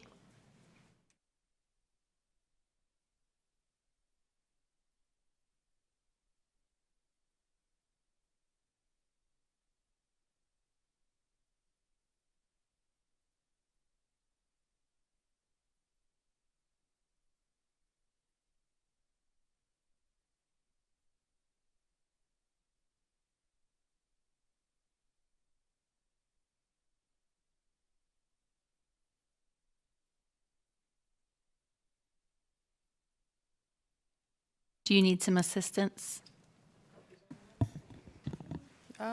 Sorry. I think I got it. No, I didn't. I had it and then it went away. There it is. Now I've got it. Okay. Sorry about that, Madam Chair, Chairman, Committee. Thank you so much for having me. Jamie Rodriguez, Registrar of Voters for Washoe County. I'm going to go through some of this a little bit quicker, appreciating that you have had a long evening and the Secretary of State last week. So some of this I will breeze through fairly quickly and get into some of the more specifics for Washoe County. So here's just some of the more generic information about Washoe County: our size, number of registered voters, our staff responsibilities, similar to what you've already heard this evening, voter roll maintenance, responses to the public, petitions, public outreach, candidate filing, coordination of early voting and election day sites.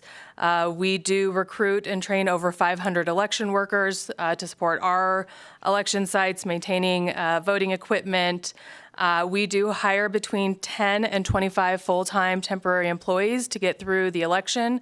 It is important to note that that variable is based in large part upon temporary employees who are willing to stay through the election, as well as temporary employees that are available through the agency to actually send us individuals. So those are 2 challenges that we do frequently have in terms of being able to staff the department to actually conduct the election. And then we do have county staff who do come down and help us with processing the actual mail ballots for the election. Important that we use county staff because it is a secure room, and county staff have all been background checked so that we're able to ensure that those are individuals who should be in our secure processing rooms. We do also, through interlocal agreements, conduct elections on behalf of both cities within the county, which is the city of Reno and the city of Sparks. Some just election stats, number of registered voters in Washoe County for this election. Amy already went through for you the decrease of voters between a primary and general election. I know that there are very mixed emotions about universal mail-in ballots. I will say I think one of the true benefits of it is a very positive way of helping maintain voter rolls. Prior to this, we really only sent out election mail with redistricting or with new registered voters or very specific occurrences. So sending out election mail at the frequency by which we do now does help us manage those rolls a lot quicker and a lot easier. Voters are far more apt now to send back return to sender if they do get election mail to their addresses now, for which it's somebody who doesn't live at their address. So we do get a lot of that from our residents. We pushed very heavily with the media the importance that if you do get a ballot to your address for somebody who doesn't live there, please don't rip it up. Please do put return to sender and send back to us so we can start through that process of cleaning up our voter rolls. Here's our total turnout. It does include mail-in versus early voting versus election day. And the comparison to the 2018 election. So for the primary, we had a 30% turnout. It was higher than the 2018 primary, which was just shy of 27%. For the general, we were actually down percentage-wise a little bit. Our percentage turnout was 64% for this general election. In 2018, it was about 70%.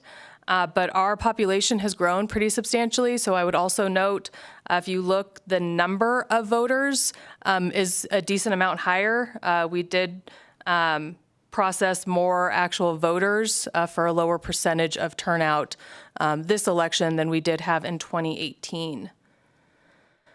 To answer a couple of the questions that we heard from the Secretary of State's office presentation last week, so I do have the ballots received and the source.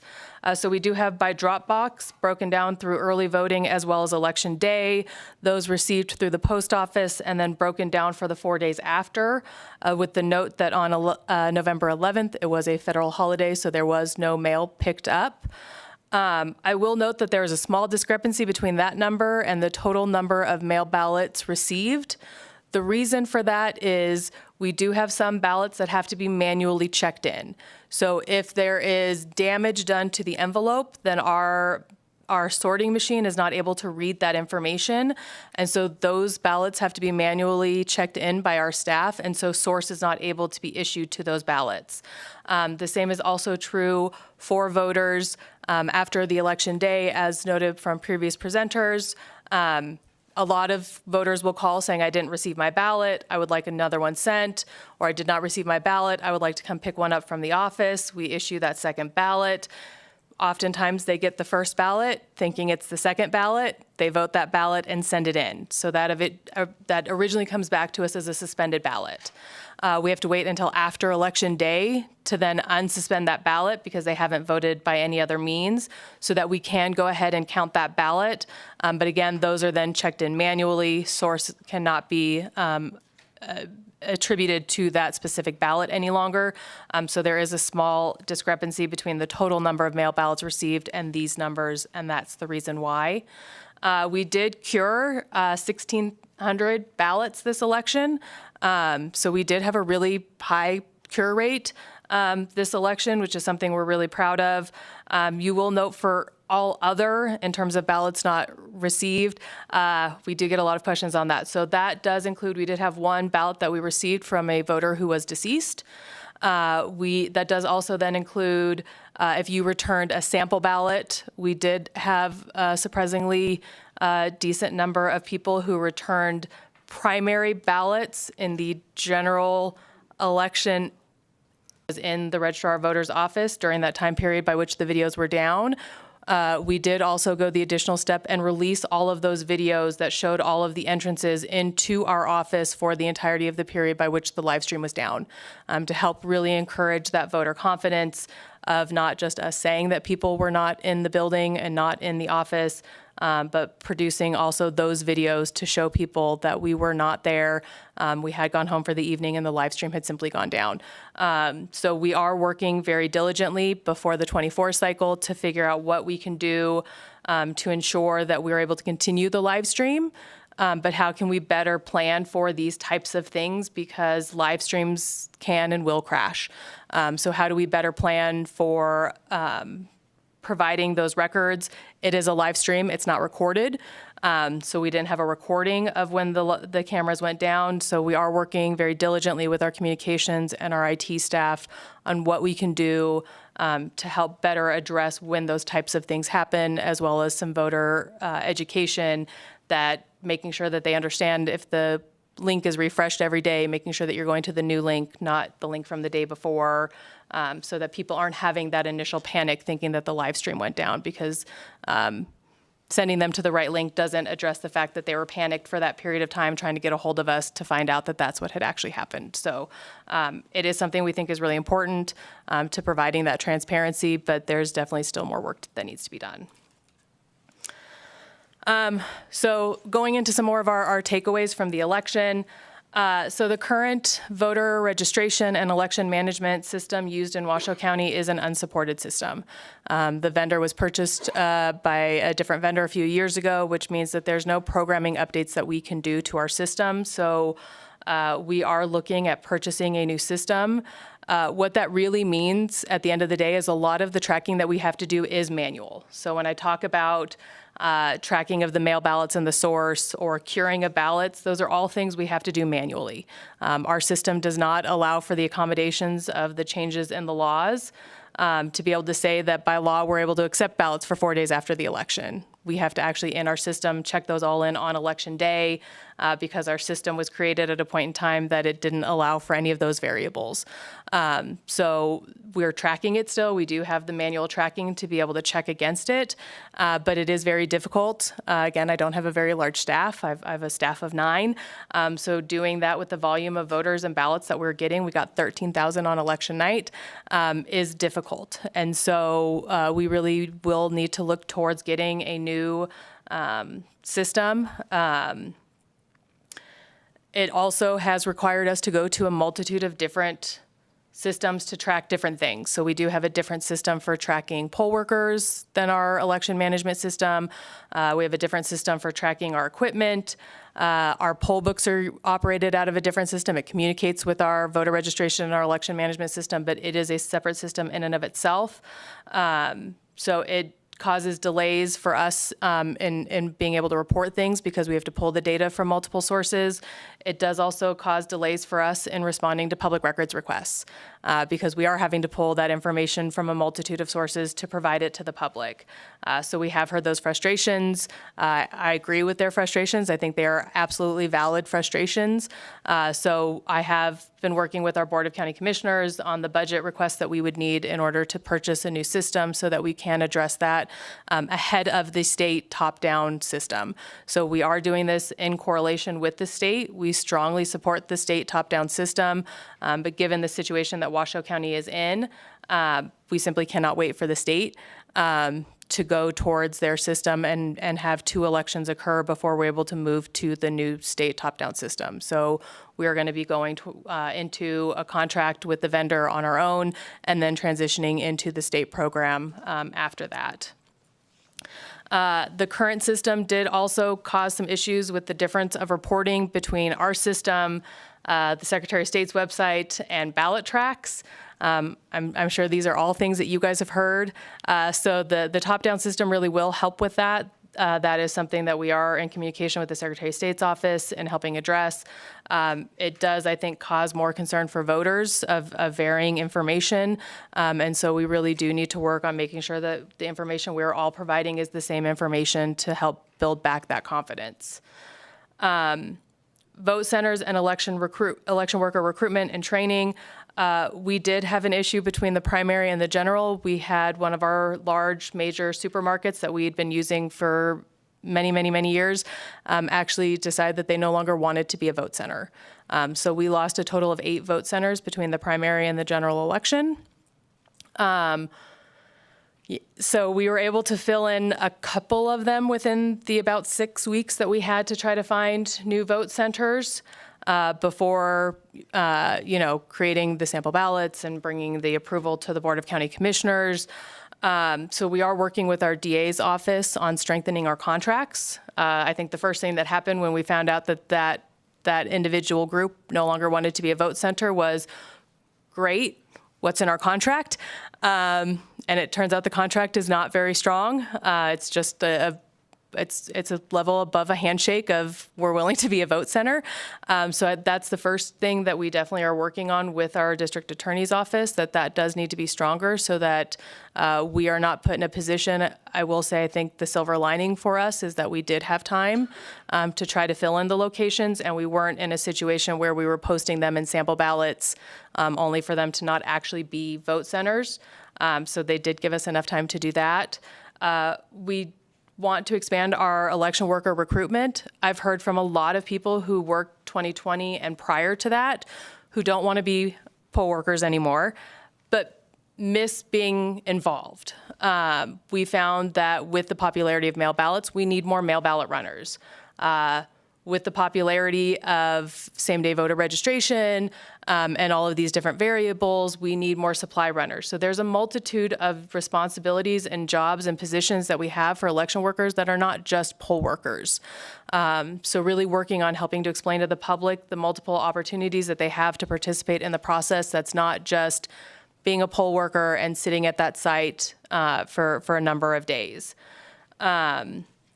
Again, working on voter education, we're really hoping to do something to help explain voter roll maintenance, explaining what triggers what some of those federal and state laws are, right? If I receive an undeliverable ballot by federal law, right, I have to send you a letter. What we experienced a lot in the general election, a little bit more than the primary election, was people who were on vacation and forwarding their mail, not knowing that election mail can't be forwarded. So those are their residences. They should be registered to vote there. We don't want to inactivate them. We don't want to disenfranchise them. So sending that mail so that we can confirm that that is still their residence. They do still live there. We also had a lot of those issues with P.O. boxes. People not updating their P.O. box and or people not putting their name on their P.O. box. Again, federal post office laws, if your name is not on the post office box, you cannot receive mail there. So we did have that issue for a number of our residents.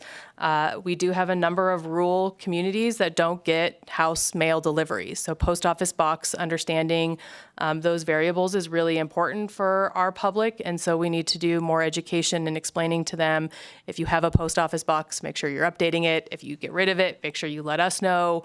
A lot of those variables that your ballot won't get forwarded. So if you're going on vacation, send a mail ballot preference form to tell us where to send it while you're on vacation. Don't just do a forwarding of mail because that won't work. And then consistencies in the processes, that transparency piece, right? Really explaining what we do and how we do it and why we do it. That's something that we need to expand upon, creating more resources, videos, getting out in front of the public more often. Those are all things that we know we need to do and will be continuing to do in this year. As was mentioned in the Secretary of State's office's presentation, the number of clerks and registrars that left, we had an almost complete staff turnover in the Washoe County Registrar of Voters office. Coming into this election, I had 2 staff members who were there for the 2020 election. Every other staff member was new to the office since the 2020 election. Elections are really difficult.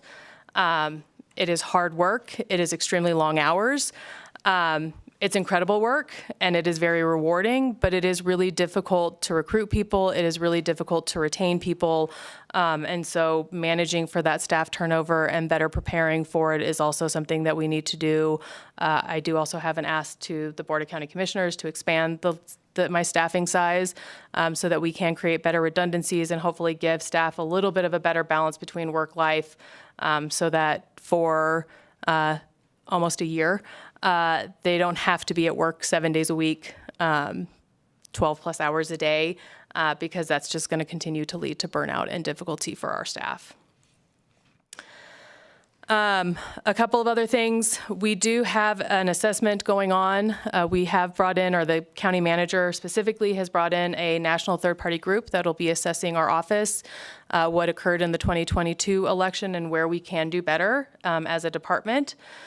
So it is looking at truly every function of our department and what we do so that we can look at national best practices and what we can do better. One of those things is looking at, I think one of the things that was mentioned earlier was a change to candidate filing. I will tell you, creating the ballots is extremely difficult, especially ahead of the primary. In large part, I will tell you for Washoe County in this primary, I had 4 candidates that were pending court challenges when I had to go to print for my primary ballot. And so not knowing whether or not those candidates were actually going to be on the ballot, having to plan for the potential of noticing voters, if the courts had come back saying that those candidates were not eligible, it came back that only one of the 4 was not eligible, but that is a very difficult thing. It put a lot of really hard timelines on us and our vendors of us trying to wait, hoping we would get court decisions back. And so that is a lot of the reason that there is a request to move that forward, is so that we do have that time for that process to go through and occur, and what is actually on your ballot is who's supposed to be on your ballot. That is something that is really helpful. Like I said, it was very difficult for us. It was also very difficult for our vendors, both for the Dominion for the machines, because we have to create the ballots to actually program the in-person voting machines, but also for the actual paper ballots so that those can all be printed. So holding all of them up until the very last minute for us to get that information was really very trying for both us and our vendors. So again, working on updating our election management system, our new poll books, request for expansion of full-time staff, expansion of the top-down or implementation of the top-down system, which we think will be really very positive. Again, expanding on our website updates, also looking at including more statistical reporting. We've gotten a lot of requests from both voters and candidates for information that is not available on our website. We have the information, but not in simple, easy-to-access reports. So creating those reports so that people aren't having to go through and actually make them themselves. Discuss the live stream. Increase voter outreach. We really want to get in front of as many groups as possible to help explain the process and what it is that we're doing. That is really very, very important in expanding that voter confidence. We want to look at an expansion of our bilingual materials and increased accessibility features, both on our website and in our written documents. Most of our materials are bilingual, but not all of them are, and so we really need to ensure that all of our materials are bilingual. And so that is something that we're going to be working on in the interim. Expansion of poll worker. We are also going to be looking at reviewing our voter precincts and alignment. There's really 2 things to that. One, with the redistricting that happened in the short time period that we really had to implement that, based on really the delay that we got the maps from a lot of the local jurisdictions, we were not really able to, in Washoe County, utilize the ability to increase the size of voters allowed in precincts. So most of our precincts are still really meeting the last statutory size, not the increased size, which increases the number of precincts that we have pretty substantially. We also historically used to have precincts that were aligned a little bit more with where you live. So if you lived in Sparks, you lived in one of these 1,000 precincts, Reno, one of these 1,000 precincts. That really is not the case anymore. So trying to realign that to make it easier for voters to understand who they're eligible to vote for based on some of that very basic information. And working on the creation of working groups. So working to pull in a lot of our poll workers to help create our training books for for future poll workers. What are some of the things that we did do well? What are some of the things we didn't do well? A lot of the feedback that we got was that they didn't have great resources to point back to explain why they couldn't ask for ID when people were voting, or why for same-day registration they did have to ask for ID. So giving some more of those reference pieces and explaining a little bit of that more detailed. So creating those types of working groups and potentially others to allow for more public feedback into what we do as a department, and getting that information not just internally, but allowing the public to participate in that. With that, there's my contact information. So if there are obviously any questions now, but if there's any questions in the future or information that I can provide to any of the committee members, please don't hesitate to reach out. If you'd like to come see our office, we are a pretty short drive from here. We're always welcoming tours or showing people how we're set up and how we operate. So please feel free to contact us. With that, thank you, Madam Chairwoman. Thank you very much. Are there any questions from the committee? Okay, seeing none, thank you again for coming.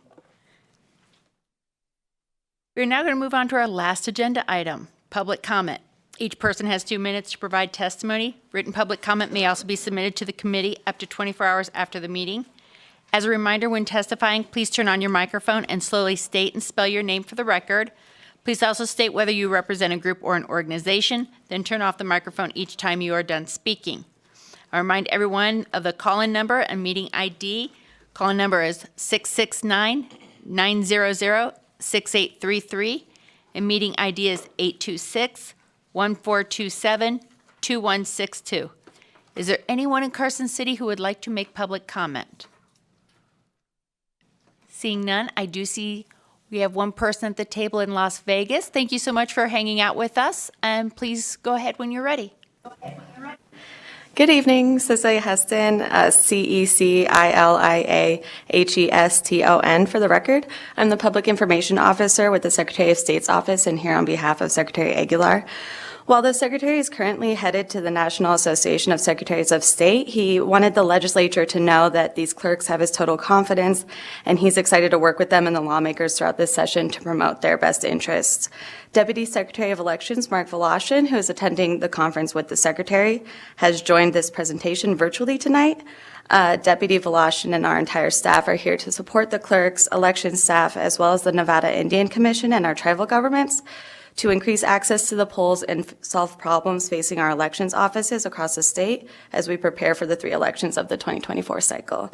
Thank you for your time. Thank you very much. Is there anyone else in Las Vegas? I see none. BPS, is there anyone on the phone who would like to make public comment? Chair, the public line is open and working, but we have no callers at this time. Thank you very much. I'm not seeing any others. I will close public comment. Before we adjourn, are there any comments from our members? Vice Chair Orenshaw? Thank you. Chair Gorlo, fantastic job chairing our joint meeting today. And for the members of the Senate Legislative Operations Elections Committee, we will not be meeting on Thursday. Our next meeting will be Tuesday afternoon at 3:30. Thank you. Thank you very much.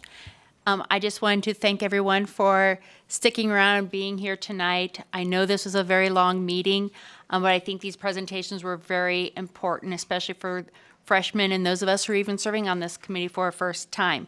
So before I adjourn, I do want to let the Assembly members know that our next meeting will be upon adjournment of this meeting in about 10 minutes, so don't go too far. And so stay close. And seeing no further business, this meeting is adjourned.